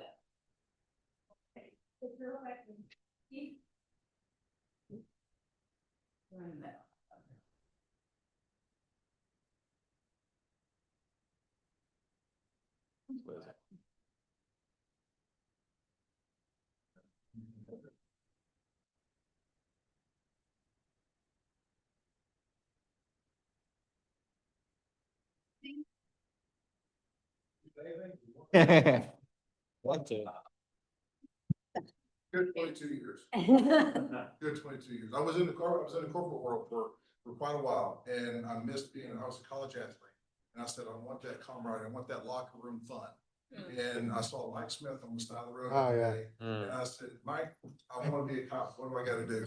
He said, just come on down, son. Come on down. That's a great story. Thank you. Great. I will say before he runs off, Corporal Beeler, like I said, he's been around for quite some time. If you want to ever hear good stories, he's very animated when he tells stories. It is impressive, but he has been a major asset to our agency for 22 years. We've lost a lot of institutional knowledge here recently. Corporal Beeler is one of those that we're losing. We're replacing these guys with young guys that are trying to figure out how to do this job, but it is a loss losing somebody like Corporal Beeler. So he has served us well in our city. So thank you. Thanks, Jason. Thank you.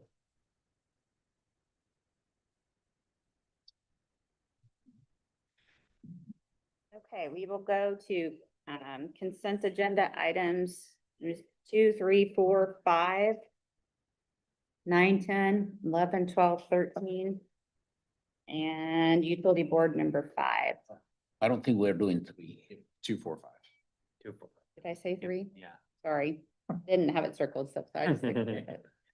All right, new business item number 2, a resolution authorizing the mayor and city clerk to enter into a grant agreement with the Bureau of Justice Assistance for the purchase of bulletproof vests in the amount of $39,499.93, adjusting the 2026 budget to recognize and appropriate said grant funds upon repayment and for other purposes. New business item number 4, appointment of William Akins to the Bentonville Utility Board. New business item number 5, appointment of Alexander Bryce to the Bentonville Utility Board. New business item number 9 in the city council for the city of Bentonville, Arkansas. New business item number 10 in the city council for the city of Bentonville, Arkansas. New business item number 11 in the city council for the city of Bentonville, Arkansas. New business item number 12 in the city council for the city of Bentonville, Arkansas. New business 13, a resolution authorizing the mayor and city clerk to enter into a supplemental agreement number 1 to Burns and McDonald's contract for the Greenhouse Road Improvements Project in the amount of $267,774. This expands the scope of work to include environmental clearance documentation, traffic design plans, roadway design, including Kimmel Road, RCB, and greenhouse typical sections, bridge design plans, and further purposes. Utility Board item number 5, a resolution authorizing the mayor and city clerk to enter into an agreement approving Amendment 1 for the 2026 sewer model expansion Shell Basin Interceptor with Olson Inc. in the amount of $977,277 to amend the current model expansion contract to initiate concurrent design services for improvements with the lower sheds. And Roll call, please. Eba? Yes. Suter? Yes. Burkhart? Yes. Cook? Yes. Sanchez? Yes. Yes. Okay, we'll go to item number 3, which is ordinance revising 2019-148, creating the Bentonville Utility Board. new business item number 3, an ordinance revising the utility board creation, ordinance number 2019-148, requiring in-person attendance for board members and for other purposes. Motion and a second. Any other discussion? Just a question, is there any qualifications for members of the utility board, like institutional knowledge of infrastructure, things like that, or is it just generic? So really what we now, because we can get lots of applicants for things, they kind of, whoever's the chair, internal employee chair of that department, they'll have some things they're looking for to try to have a well-rounded board is kind of how they look at it. But I don't, as far as in the bylaws of that sixth board, I don't know that there's anything specific in there, but Okay. they do look for certain things. Thank you. Okay. I make a motion to approve. I think we have a motion in a second, right? Oh, that's on. Suter? Yes. Yes. Cook? Yes. Sanchez? Yes. Patterson? Yes. Eba? Yes. New business item number 6, an ordinance vacating access easement located between lot 74 and lot 169 of original town of Bentonville subdivision of the city of Bentonville, Arkansas, Benton County, Arkansas, VAC 26-0007. This time I will open the public hearing. Is there anyone in person or online to speak on this item? Seeing or not hearing any, I'll close the public hearing. So moved. Second. Second. Motion in a second. Any other discussion? Roll call, please. Hart? Yes. Cook? Yes. Yes. Patterson? Yes. Eba? Yes. Suter? Yes. Item number 7 is a public hearing and ordinance vacating a right of way. You want to read it and then I'll open the public hearing. New business item number 7, an ordinance vacating right-of-way located at Crooked Road in the city of Bentonville, Arkansas, Benton County, Arkansas, VAC 26-0014. At this time, I'll open the public hearing. Anyone online or in person to speak on this item? Seeing or hearing any, we'll close the item. Second. Roll call, please. Burkhart? Yes. Yes. Sanchez? Yes. Patterson? Yes. Eba? Yes. Suter? Yes. Item number 8 is a public hearing and ordinance vacating a utility easement. New business item number 8, an ordinance vacating utility easement located at lot 16-18 of Second East Side Edition of the city of Bentonville, Arkansas, Benton County, Arkansas, VAC 26-0029. Time will open the public hearing. Is there anyone online or in person to speak on this item?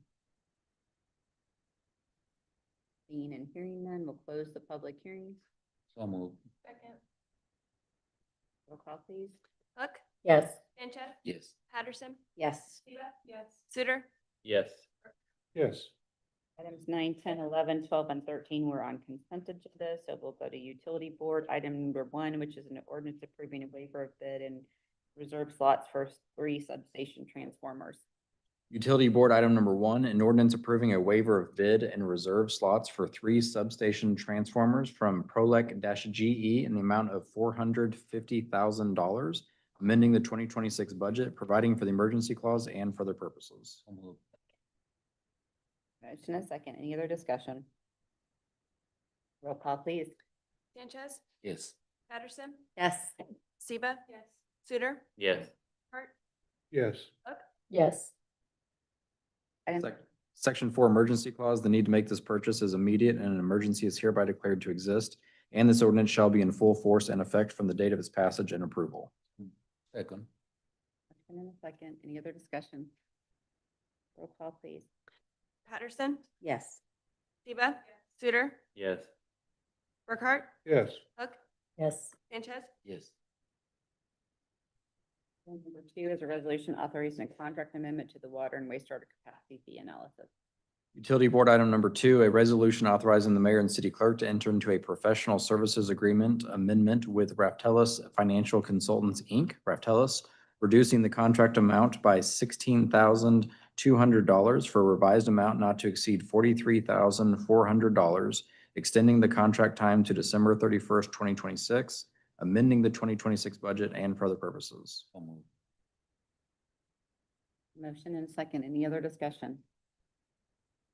I know it's unusual since 2 and 3 are similarly where you're adding and subtracting. Can we just visit about both at the same time? Is that all right to do that? Because I don't want to have to just go through it again. Can you talk to me a little bit about the contract deletion and the addition of the same amount for number 3? And I would like to have a little more information about the water capacity fee that you're looking at. What is their scope on that? And where are we at in the stages of that? And what does that look like in general? Certainly where we have our own models that we're working well with and reducing some of our capacity needs. I would like to know where we're sitting on this. The budget reduction and the addition in one, and also, but more about, I'd like to know what the scope of the water capacity fee, where are we at in this process and what's going on? Just basically update me, because I don't have an update on exactly what you're doing and what's the plan. A year ago in May, you had awarded the contract for Raftellus to do a water and wastewater capacity fee analysis. And as you remember last fall, we chose to have Utility Financial Solutions develop the wastewater development fee based on a wastewater study and the loan associated with the interceptor upsizing. So the wastewater capacity fee was developed through that process, and so is not needed to be performed by Raftellus through the contract that you awarded a year ago. That was a year ago. That was a 12-month contract, and we need more time to finish that study. And part of that is because of the work that was necessary with the rate analysis and review. So if you remember, the rate, we entered into a contract for a rate analysis. We determined that the need for the rate was a very large increase. There was a lot of unanticipated engagement with the consultants based on reviewing FAQ list and documentation, a lot of public publications. They assisted with us. There was a lot of unanticipated additional man hours that was associated with that rate review and that recommendation for that water rate increase. Also, part of that, at the end of the year, we went through the wholesale contract agreement with Bella Vista. Based on the engagement with City Council, there was a lot of unanticipated engagement with the consultant and man hours associated with that. We actually went, had to do an extension 3 months into earlier this year to finish that work.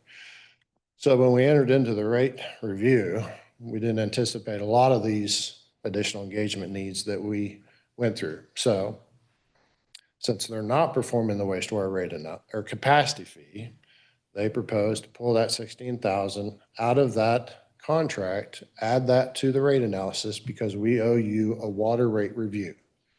We have started that in May, but based on the gains that we've made with our purchase of water, unaccounted for water loss, we have tried to revise and relook at some of the water capacity projects and revise some of the timing of those. And so that rate review, because that debt is tied into that rate analysis and the timing of that debt, We are still working to finish that rate review up for the water rate. So in order to finish that work, they need another $16,200. We're pulling that out of that capacity fee study because one, they don't need to do the wastewater capacity fee. They need to finish the water capacity fee. Part of the reason that's not done is because we are changing the timing of some of the water projects based on the reduction in our purchased water. And maybe the timing that we had a year ago is not the same appropriate timing that we might see based on the reduction in the water. So that is the need for the extra time and the capacity fee and why they couldn't get that done in the 12 months. We are a little hesitant to reduce the capacity fee study just into half because we're not sure about the time and the interaction between them and you to see if we move forward with a water capacity fee or not. Their task right now is just to develop that fee.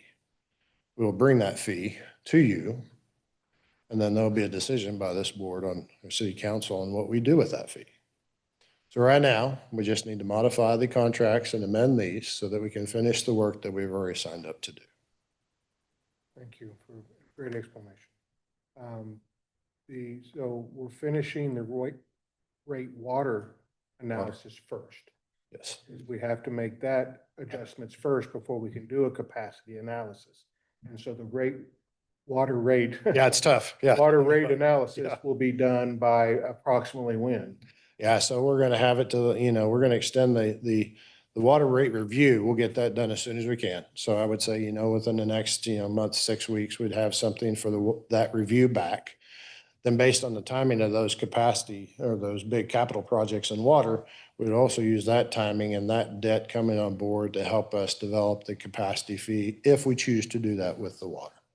So the timing of the capacity projects, the water projects, is really kind of driving everything. And so thankfully, that revision is needed just based on the drop in our purchase. So it's given us a little bit more time to do some of that. In the scope of this, are you going to make a projection going from wherever we're at, whether it's 50% or whatever it is, or 47% loss? Are you going to make that projection of those gains down the road to make sure that we're not applying those to any fee payer? Yeah, we And actually. to make sure that that's, because in the past, that wasn't the case. They were all applied to residential users, residential homes. All the loss was applied to residential in the past water fee and sewer fee that we did in the past. There wasn't any loss applied to anything else. So if you remember the original impact fee, when I had that question on the council, I showed the losses and I said, how can you be applying that to the residential only? And that's just the way it was. So I want to be very cautious of applying our losses to any of the fee structure, if there is a fee structure. And I will remind everybody here that in the most average projects, we just increased them $1 million in fees on top of existing fees, on top of the inflation. Our inflation in this city is well above national inflation. And so I want to be very cautious adding another heavy layer to a single industry that can't absorb that pricing, because the constituents and the buyers of those cannot afford them. And we've priced ourselves out of the market, both in rent. Your tenant spaces will be too high to rent for brick and mortar. So I just want to bring this up again as we move down this.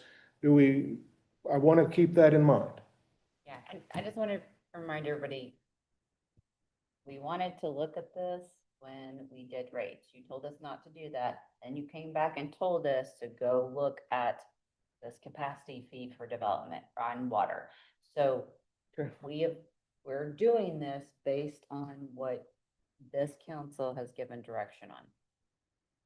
But I hear what you're saying, and I think you're making good points too, but that's why.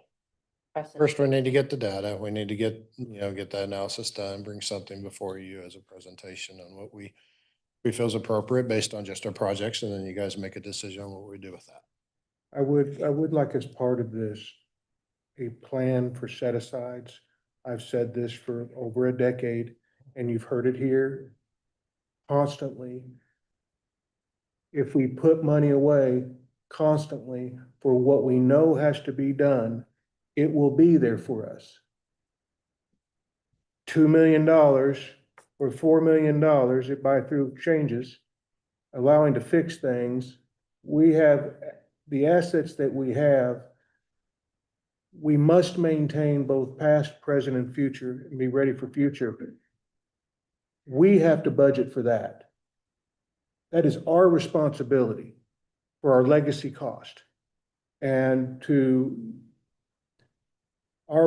that is as much failure of mine as it is anybody's that we didn't do this.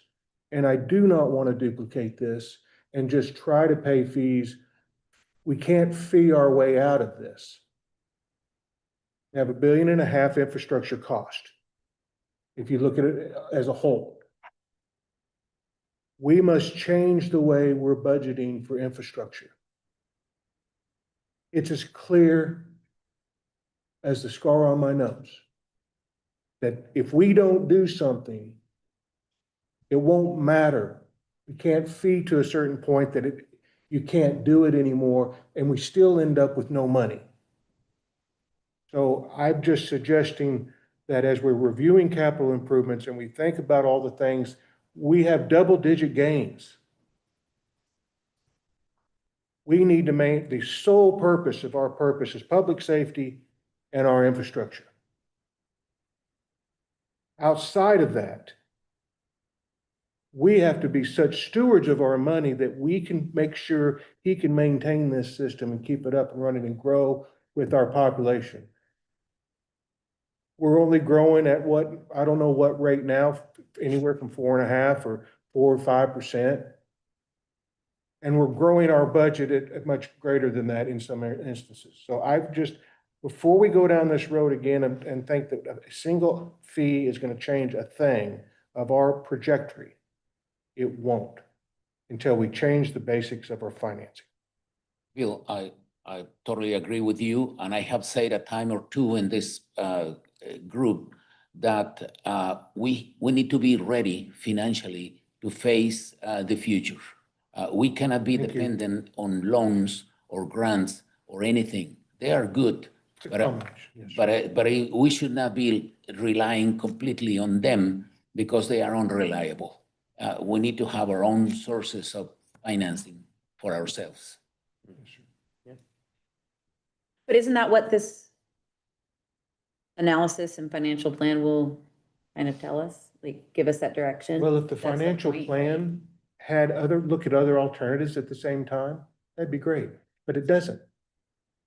It only looks at capacity fee for developers. It doesn't look on how to pay for the system overall with all the options. I would much rather have a consultant look at all of the sources for financing, give us a financial plan that may include capacity fees, but we seem to always focus on one way, and we focus that. I would rather have us focus on, can we get a financial opinion on what we have to do, what changes we have to make in the budget, what are all the sources to finance this with, this being one of them maybe, but I would like to have that as a consultant versus simply a consultant year after year only talking about a capacity fee.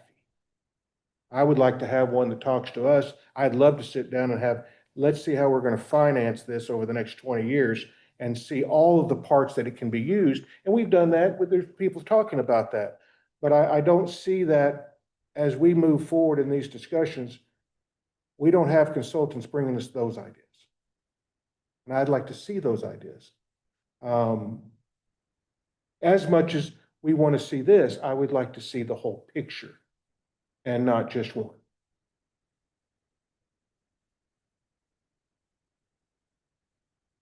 But thank you for your explanation. Specific that you want us to look at, but I will say we are pursuing grants. I mean, I don't, Loans, rate. I mean, if you, I think you need to. My ask would be, I agree with you. Let's get through the analysis that we've got currently in front. We get through those two analysis, we'll see where those end up. You know, we know capacity fee is just an option that we may choose or may not choose not to do. It may be a piece of it, it may be none of it. but we also need to understand the rates and where they're at based on the increase. And so let us get through these 2 studies and we'll have all this discussion based on once we have something in front of you. It gives you kind of an idea where we sit. I appreciate your explanation really quite a bit, and I agree with you. Information is good. So thank you. Thank you, President. That's all the questions I had on both of those items, so thank you for your patience. We have a motion and a second on item 3. All in 2. The resolution of contract amendment, wastewater is item. Okay, sorry. Item 2, resolution authorizing a contract amendment to the water and wastewater capacity fee analysis. You have a motion and a second, so all in favor? Aye. Item 3 is a resolution authorizing a contract amendment to the water and wastewater rate analysis and financial plan.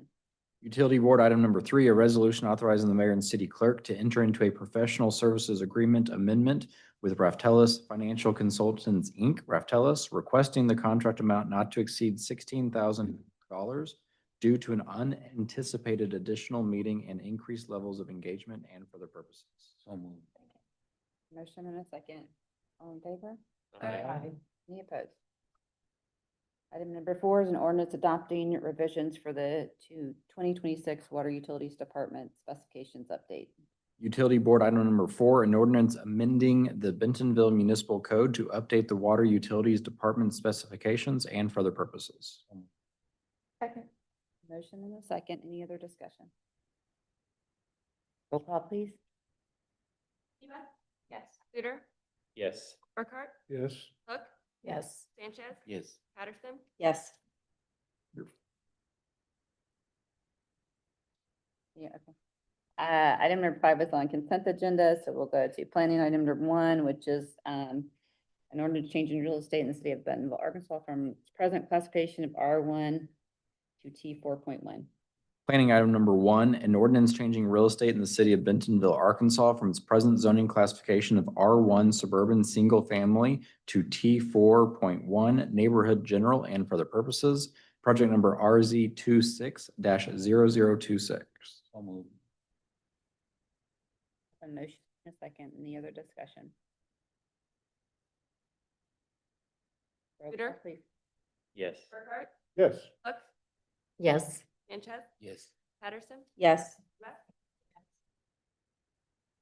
Item number 2 is a rezoning at 5036 Southwest Shell Road. Planning item number 2, an ordinance changing real estate in the city of Bentonville, Arkansas from its present zoning classification of R-1 suburban single family to T3.2 neighborhood transition and for the purposes. Project number RZ 26-0027. So moved. With many observations. Go ahead. Second, the discussion. Number 1. Two. Two. So first, though, the planning commission meeting, you could not hear, Exactly what I was. just Okay. gonna say. I couldn't hear any. it didn't pick up the mic Can't hear him. for the residents. Like you could hear the planning commission members, but that mic wasn't picking up, the, Thankfully, I comments. think most of them did send in their thoughts. At least there were a couple, 3 objections. Yeah, letters, and so I'm- I could read them, but. it So was yeah, very hard to I was hear. kind of hoping for maybe a recap of anything that wasn't in because I don't know what went wrong this time, but you were only hearing them what you were picking up on these mics. Okay. So for some reason it wasn't recording. So it was like nearly impossible to hear what everybody was. And it sounds like saying. most of the objections were the usual suspects, but I do have a question. Is there anything planned? The biggest concern I have is getting out from Shell Road to airport, and I don't know that this is going to significantly increase, but it's just already a problem of getting out there, and I don't know if there's any thing that can be, I mean, obviously it can't be a light, or I just don't know what the answer for that area is, but it's very challenging. I, as a real estate agent, that's like the first thing I bring up to people that are looking out there. Dan mentioned to me earlier that this is on RDOT's radar, this section of Highway 12 on the STIP, State Transportation Improvement Program. Don't know exactly what that's going to entail long-term, and a development of this size would probably not kick it over the warrants for some major traffic improvements at that intersection. Can't say for certain, but it more than likely wouldn't require something like a light. And even if that were warranted, it probably doesn't meet the separation requirements from the light further to the east. And it definitely wouldn't trigger the warrant for like a roundabout. What's the But it road is right something there? that's being evaluated. Do what? What's the road right there, north-south? This is Shell, this is Rainbow Farm Road, Bill. That's paved all the way out, right? This is page 257. It says this rezoning requires enhanced review. Correct. And one of the items in the same page says there are sidewalks along Shell Road. Yes, to a degree, beginning on Brittany Lane, perhaps, all the way to Rainbow Farm. There are no sidewalks, neither on the north side of the street or on the south side of the street. Now, this is being called, what is this?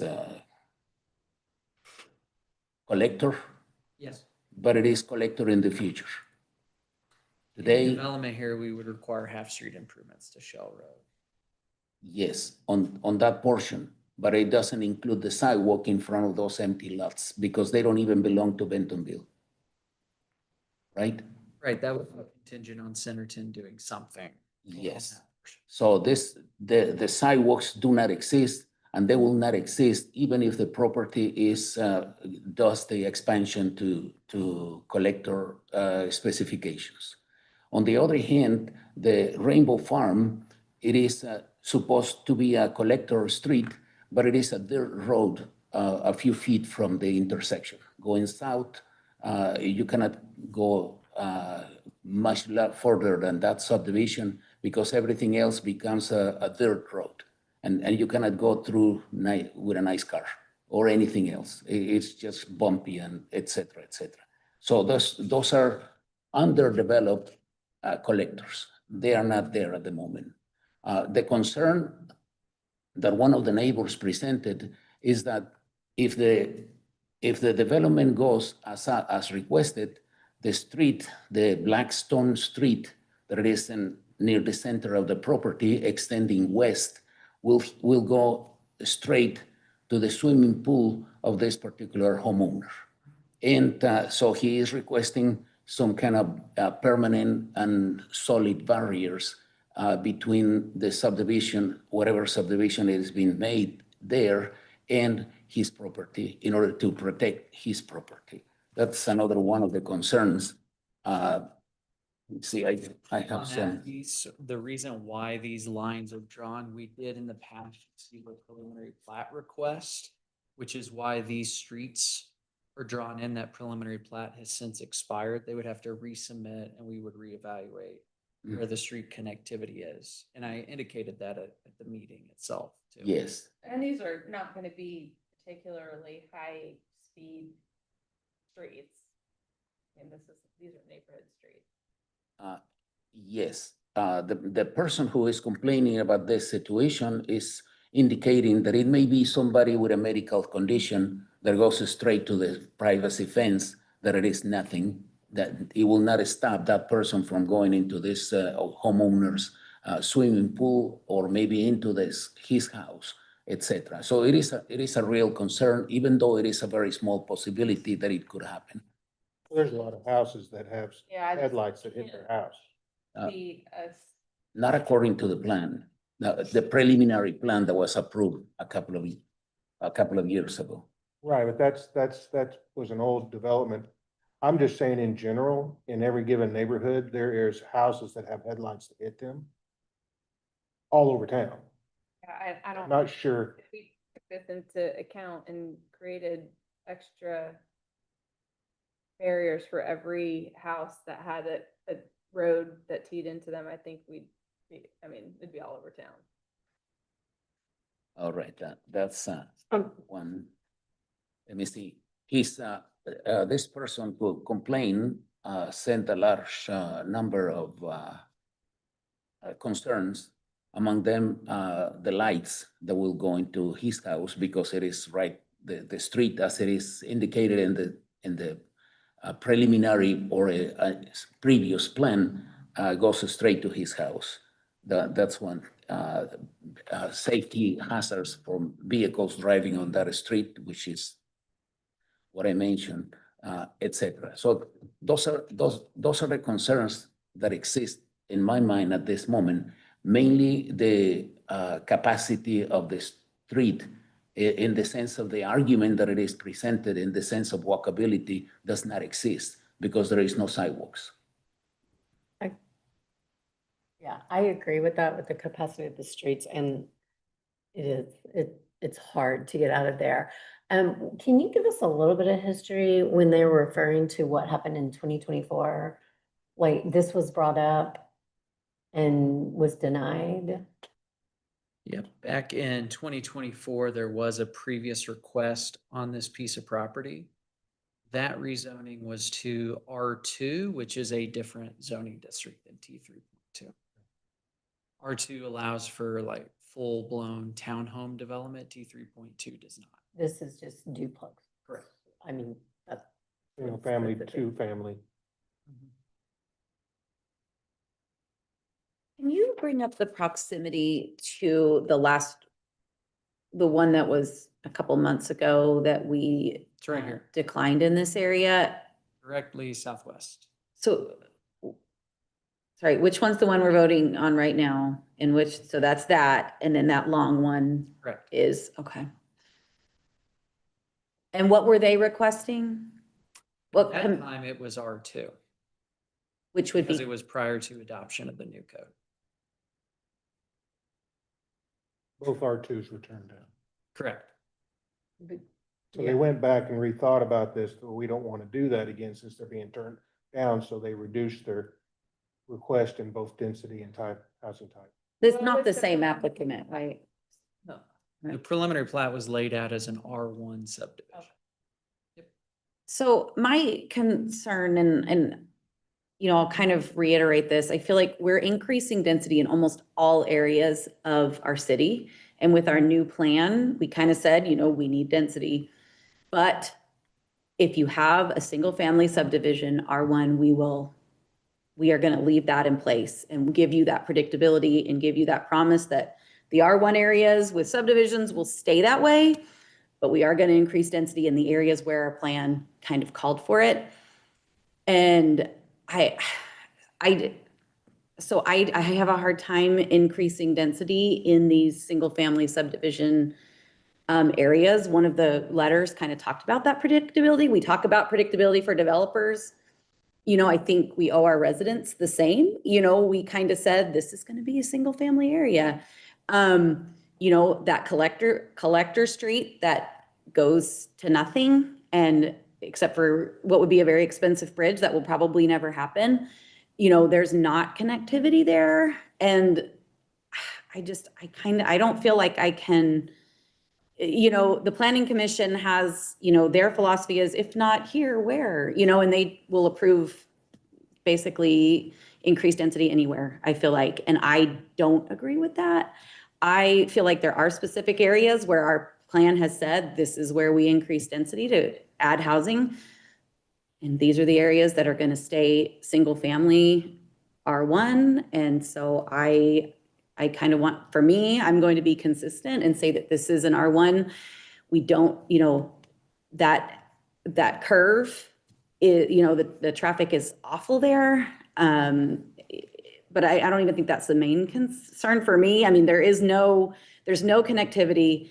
It's awful, you know, very unsafe conditions, you know, the traffic, but, you know, also, so I don't feel like I can support increasing density in that particular area. In this particular location, there is a big, I will call it cliff, because I don't know It's a cliff. many words. There is a cliff between the pavement, about probably 5 inches, between 4 and 6 inches, where many cars have lost their wheels or their tires because they go a couple of inches into the cliff and they destroy their tires.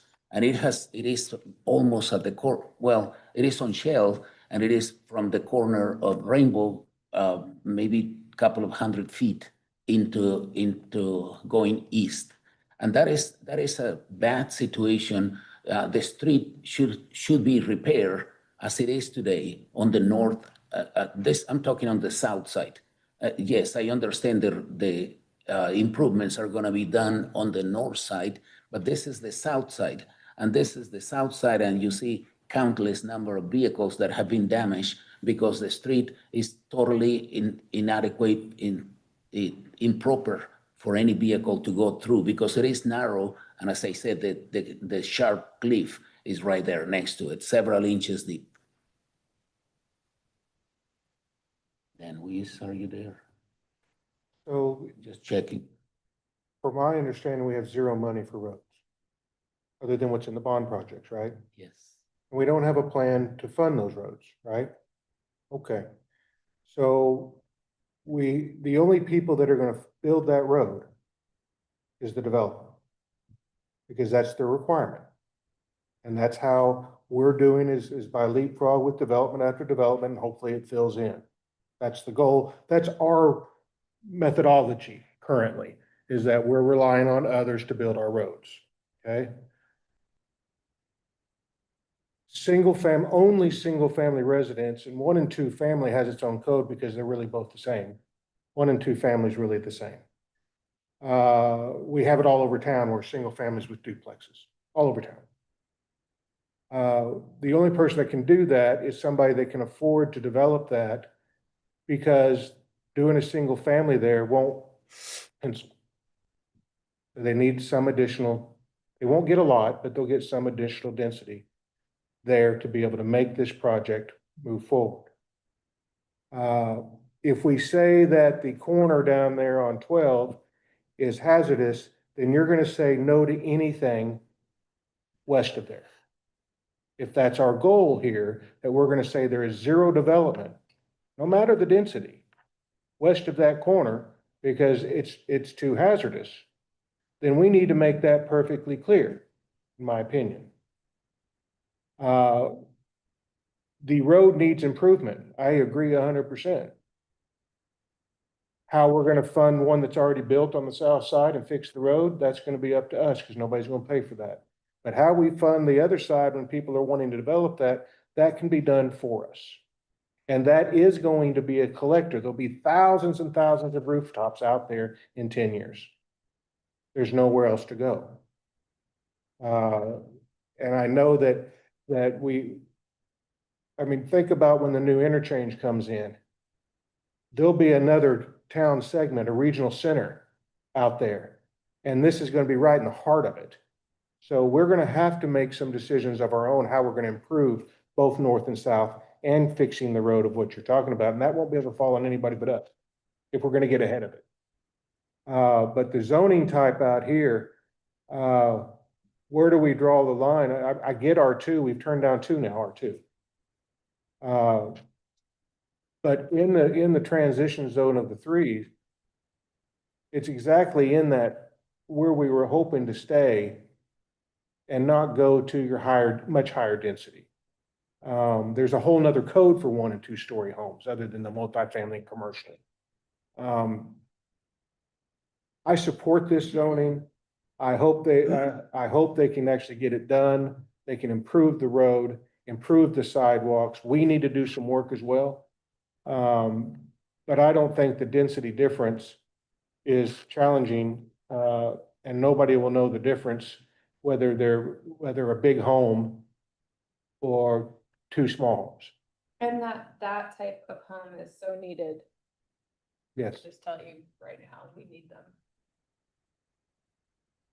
The only way our young kids are gonna be able to buy a house is to be able to buy a duplex where they can live in one and rent the other one. And the only way the rental market equalizes so leases aren't so high is if you build the supply. It's simple. You either build the supply or you don't. If you don't, rents are higher than our average working force and our young adults and older adults that are that are living on a fixed income can afford. Can, Preston, can I put you on the spot since I did it to you earlier? Because I will say, like, I was very concerned because we did a land use and we said we're gonna build our utilities out to that. And so could you talk council through what you talked to me through this morning? Yeah, it's part of the enhanced review, you know, so we look at these existing zonings and these proposed zonings and look at them and where they're in relationship to where they're at within our collection and water systems and see the necessary improvements and how it ties into what we had planned for. Joey and his team did an enhanced review on this and based on the location and it being very close in proximity to the 30-inch NACA line, there's not a lot of collection system that's impacted based on this increase in density. There's going to, of course, be a sewer analysis done, you know, make sure we can get the flows from this parcel to that interceptor there. But that was part of the enhanced review that we did for this facility. I'm not saying that every enhanced review has this outcome. But that's the intent of the enhanced review is for us to look at these individually and apply some analysis to it. Is it possible, what could be done to address mainly the safety concern from the homeowner in front of the Blackstone Avenue that is? This one?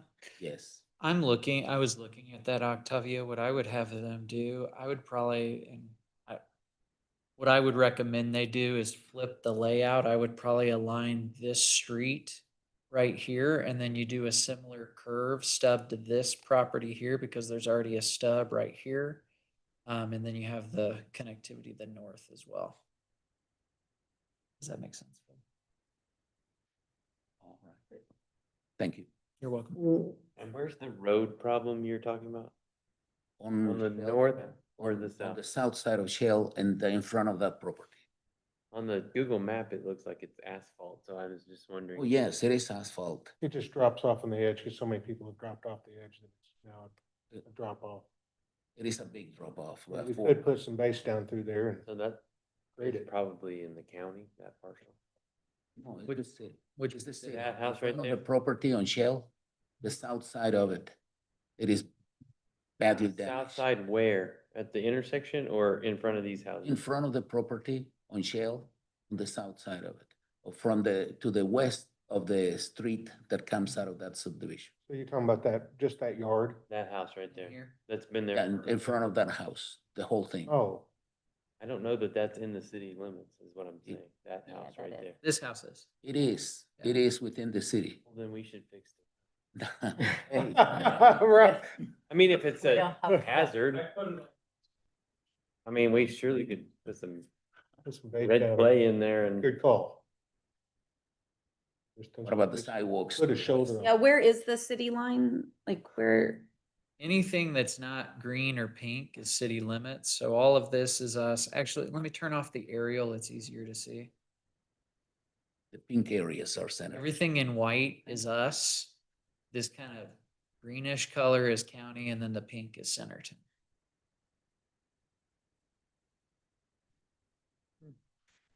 And if the property to the east develops, Centerton also has a requirement, doesn't it? To do the curb and gutter? and half To the do Half street? Street. There are a little bit more than 5 acres. It's gonna be- Taylor, there are a little bit more than 5 acres on this property. What is in general terms, the capacity to have, how many single-family homes with R1 could be built over there? With R1, if you've got a 6,000 square foot minimum, if I subtract out. That's 8. Stuff with it. Typically in R1, you're lucky if you get 2.7, 2.8 units to the acre, when it's all said and done. So if it is 2.6 times 5, that will be 13 homes. There is a transition zone between this and what they're wanting to go that would decrease the setbacks and stuff, still be R1. So if There it is is a- 13 R1s, how many duplexes could be built on this same space? 13 R1, you'd be looking at 26. duplex units. So essentially. If you can fit them on, If you you can't can fit them on 60-foot lots, so don't kid, you can't put a duplex on a 60-foot lot. You can, but it's challenging at best. So it is maybe 20 instead of 13, right? 13 R1s, 20 duplexes. Is that correct? I mean, That is an estimate. Yes. yeah, If Swope back here can design that thing to get 26, he will. yes, no, I'm not betting your salary on it. It's just a general. So Tyler, your possibility that you mentioned made sense, but it still feels very unknown, like whether or not that would actually happen. So what I would That's say, the most,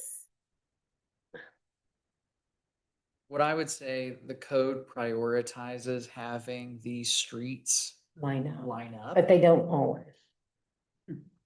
Which They should. I agree.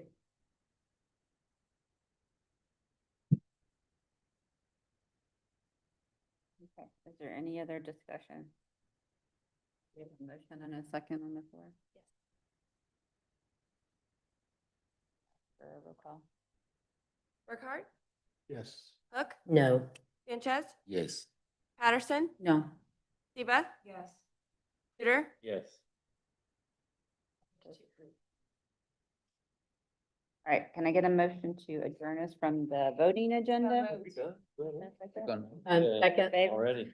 Okay, and we do have some public comment. So, Tavian Rose, and if you could just, come state your name and your address and keep your comments to 3 minutes or under, we would appreciate it. Okay, Tevian Rose, 804 Northwest 11th Street. According to a recent report by the Worldwide Fund for Nature and the Zoological Society of London, Earth lost over 50% of its wildlife throughout the last 40 years. That's a recent study. When one dandelion is sprayed with Roundup, you can kill over 100 bees. The flower doesn't die right away, so bees keep visiting it for days and carries the poison home. A few quotes from some articles I've recently read. Pollinators are also crucial to the diets and agricultural practices of humans. 75% of the food crops grown around the globe depend, at least in part, on pollinators. 20 states considering legislation to protect pollinator habitats, and the 24 states considering legislation in 2023 to limit the use of harmful pesticides. Arkansas wasn't on either of those lists. Northwest Arkansas and Walmart has spent a ton of marketing material emphasizing this being the natural state. If we kill off the pollinators, things are going to change very quickly. Our property was completely remodeled after the 2024 tornadoes, and this spring I started working on the landscaping. After extensive research, the objective was to do as little harm to the ecosystem as possible, help the pollinators, and slow the water runoff that's happening. I have been consulting with master gardeners, master wildflower naturalist, and recently a civil engineer with EDA who specializes in water flow management. There is a substantial amount of water flow coming off of the road into our property. It is better for the ecosystem to overseed and choke out the grass rather than clear cut it away. I have applied over 10,000 beneficial nematodes to mitigate ticks and other unwanted pests. When something is under construction, there is grace with the mess because it takes time to rebuild or create a structure. The same should be true for a landscaping project when someone is trying to take precautions to protect the ecosystem and benefit the pollinators. If we don't make changes as a society to respect nature and to protect the ecosystem, we are contributing to our own extinction. We do not own this planet. We borrow it from future generations, and we are failing them. And I just want to say, so our house is the house that was the one that was the White House, and it showed the whole lawn. That was at the very beginning stage. I would encourage you to come. I'm doing all the work myself, so it takes time, but I make progress every single week.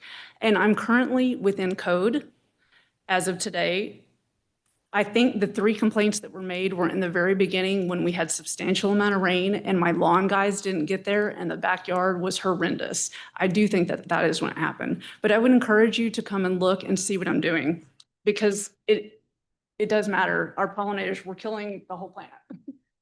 Thank you. Joe? New?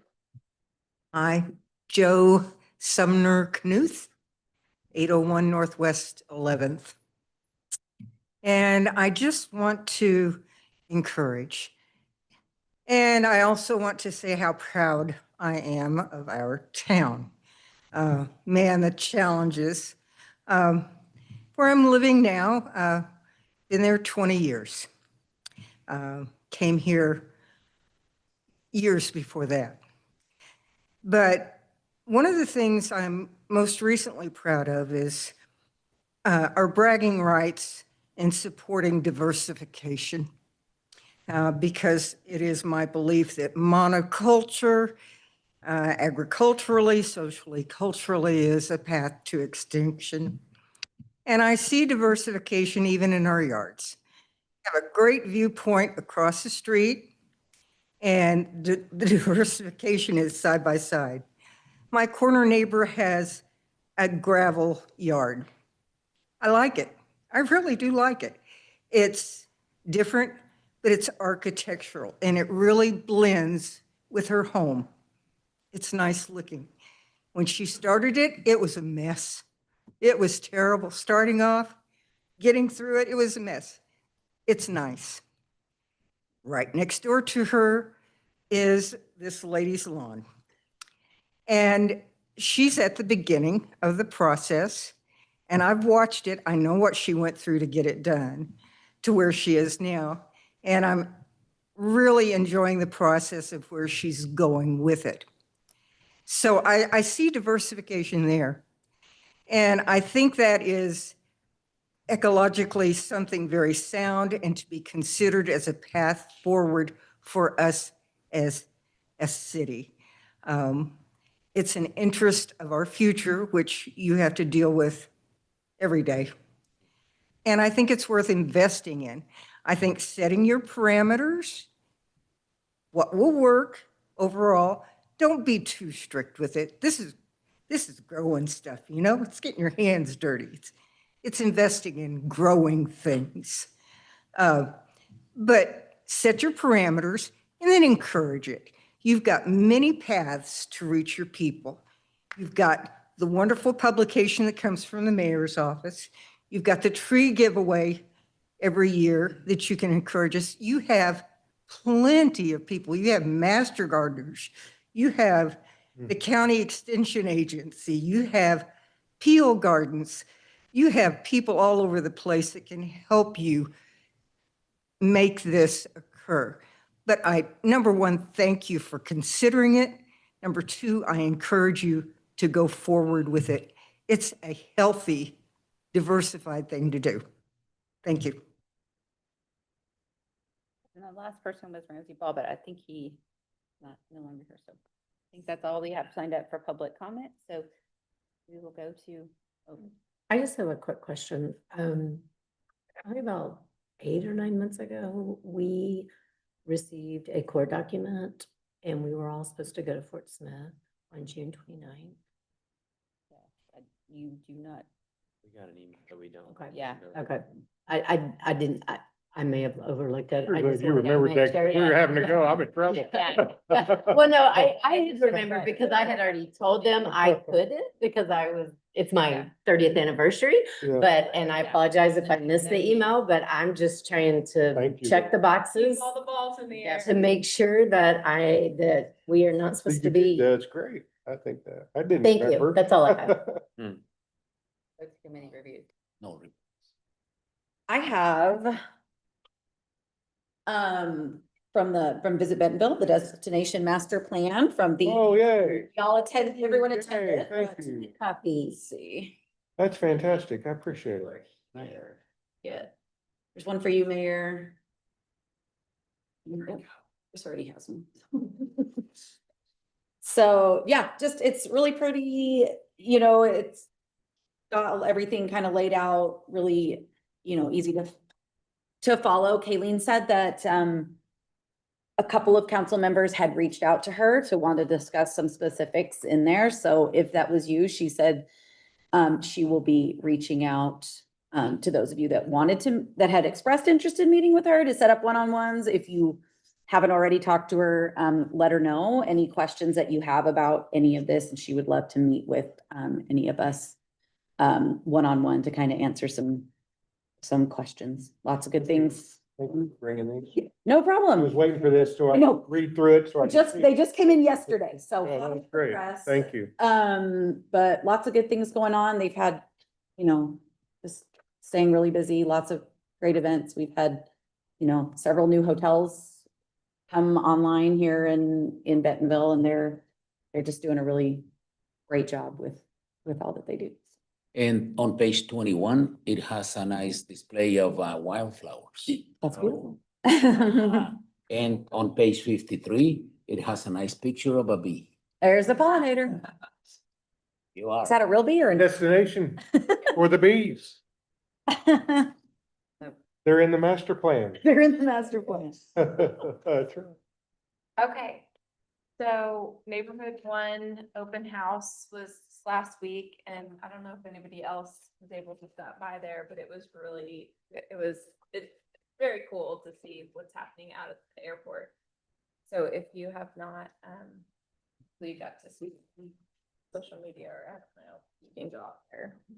I'm sure Paul or somebody would give you a tour. And then the art board met, and we kind of a downer of a meeting because we still aren't even close on our America 250 submissions.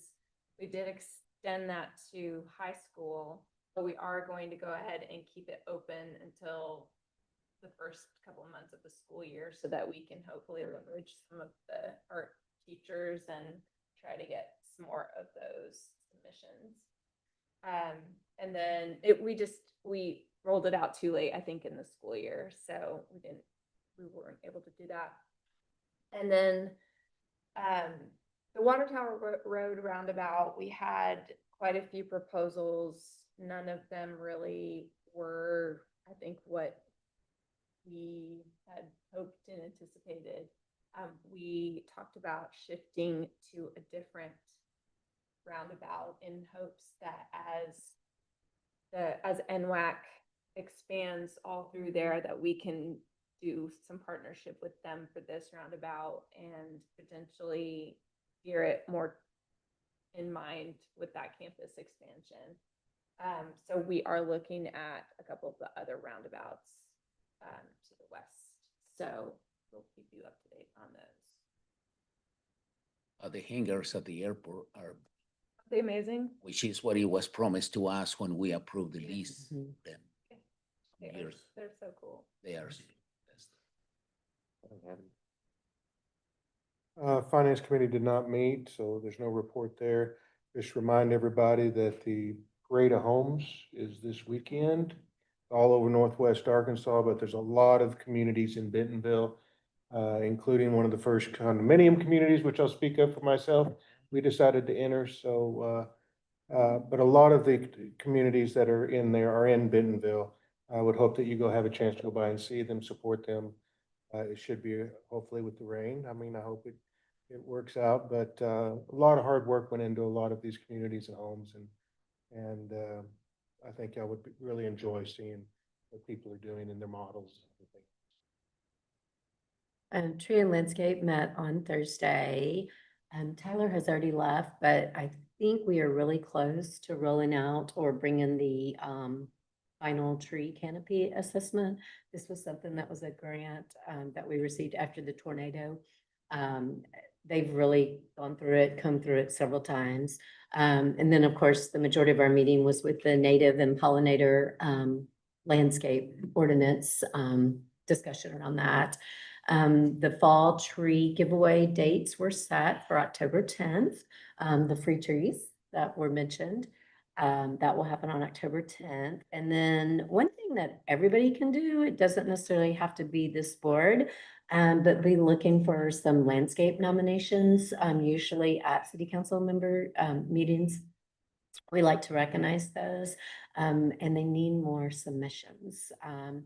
There is a residential, and we also do have a category for commercial. We don't get a lot of commercial, but if you're out and about and see, you know, a commercial or a business doing a really nice job with landscaping, those can actually, right now, we're in between, but Shelley can get it to the right person. Shelley is overseeing these meetings right now. So if you were to be out, see something great, I know Mallory has actually submitted some, just feel free to send this in to Shelley and just, they'll put them out to vote. I think we'll do, 4th of July on the board, so Saturdays, there will be up more, and then, July 5th, we'll do the ribbon cutting for the phase 1 of Fayetteville, and we'll have it should be, the pavilion should be activated with orchestra, and we are encouraging people to go buy a meal from our local downtown restaurants and enjoy it. A little bit of a 250th picnic. They were wanting us to do potlucks, but we were gonna do a picnic, and we're gonna encourage you to go utilize our local restaurants and bring it there. You know what time that is? Potluck. It's 4 to 7, so we'll do probably the ribbon cutting right at 4, and then the orchestra stuff will start. And so, and my understanding is hopefully the weather is good, and DBI already has sort of red and white checked blankets and different things. If you want to get a blanket from them, and you can hang out. We also have a lot of great new seating over there too. So either way, so enjoy those. Excited to go with us. All right. Thank you. Thank you.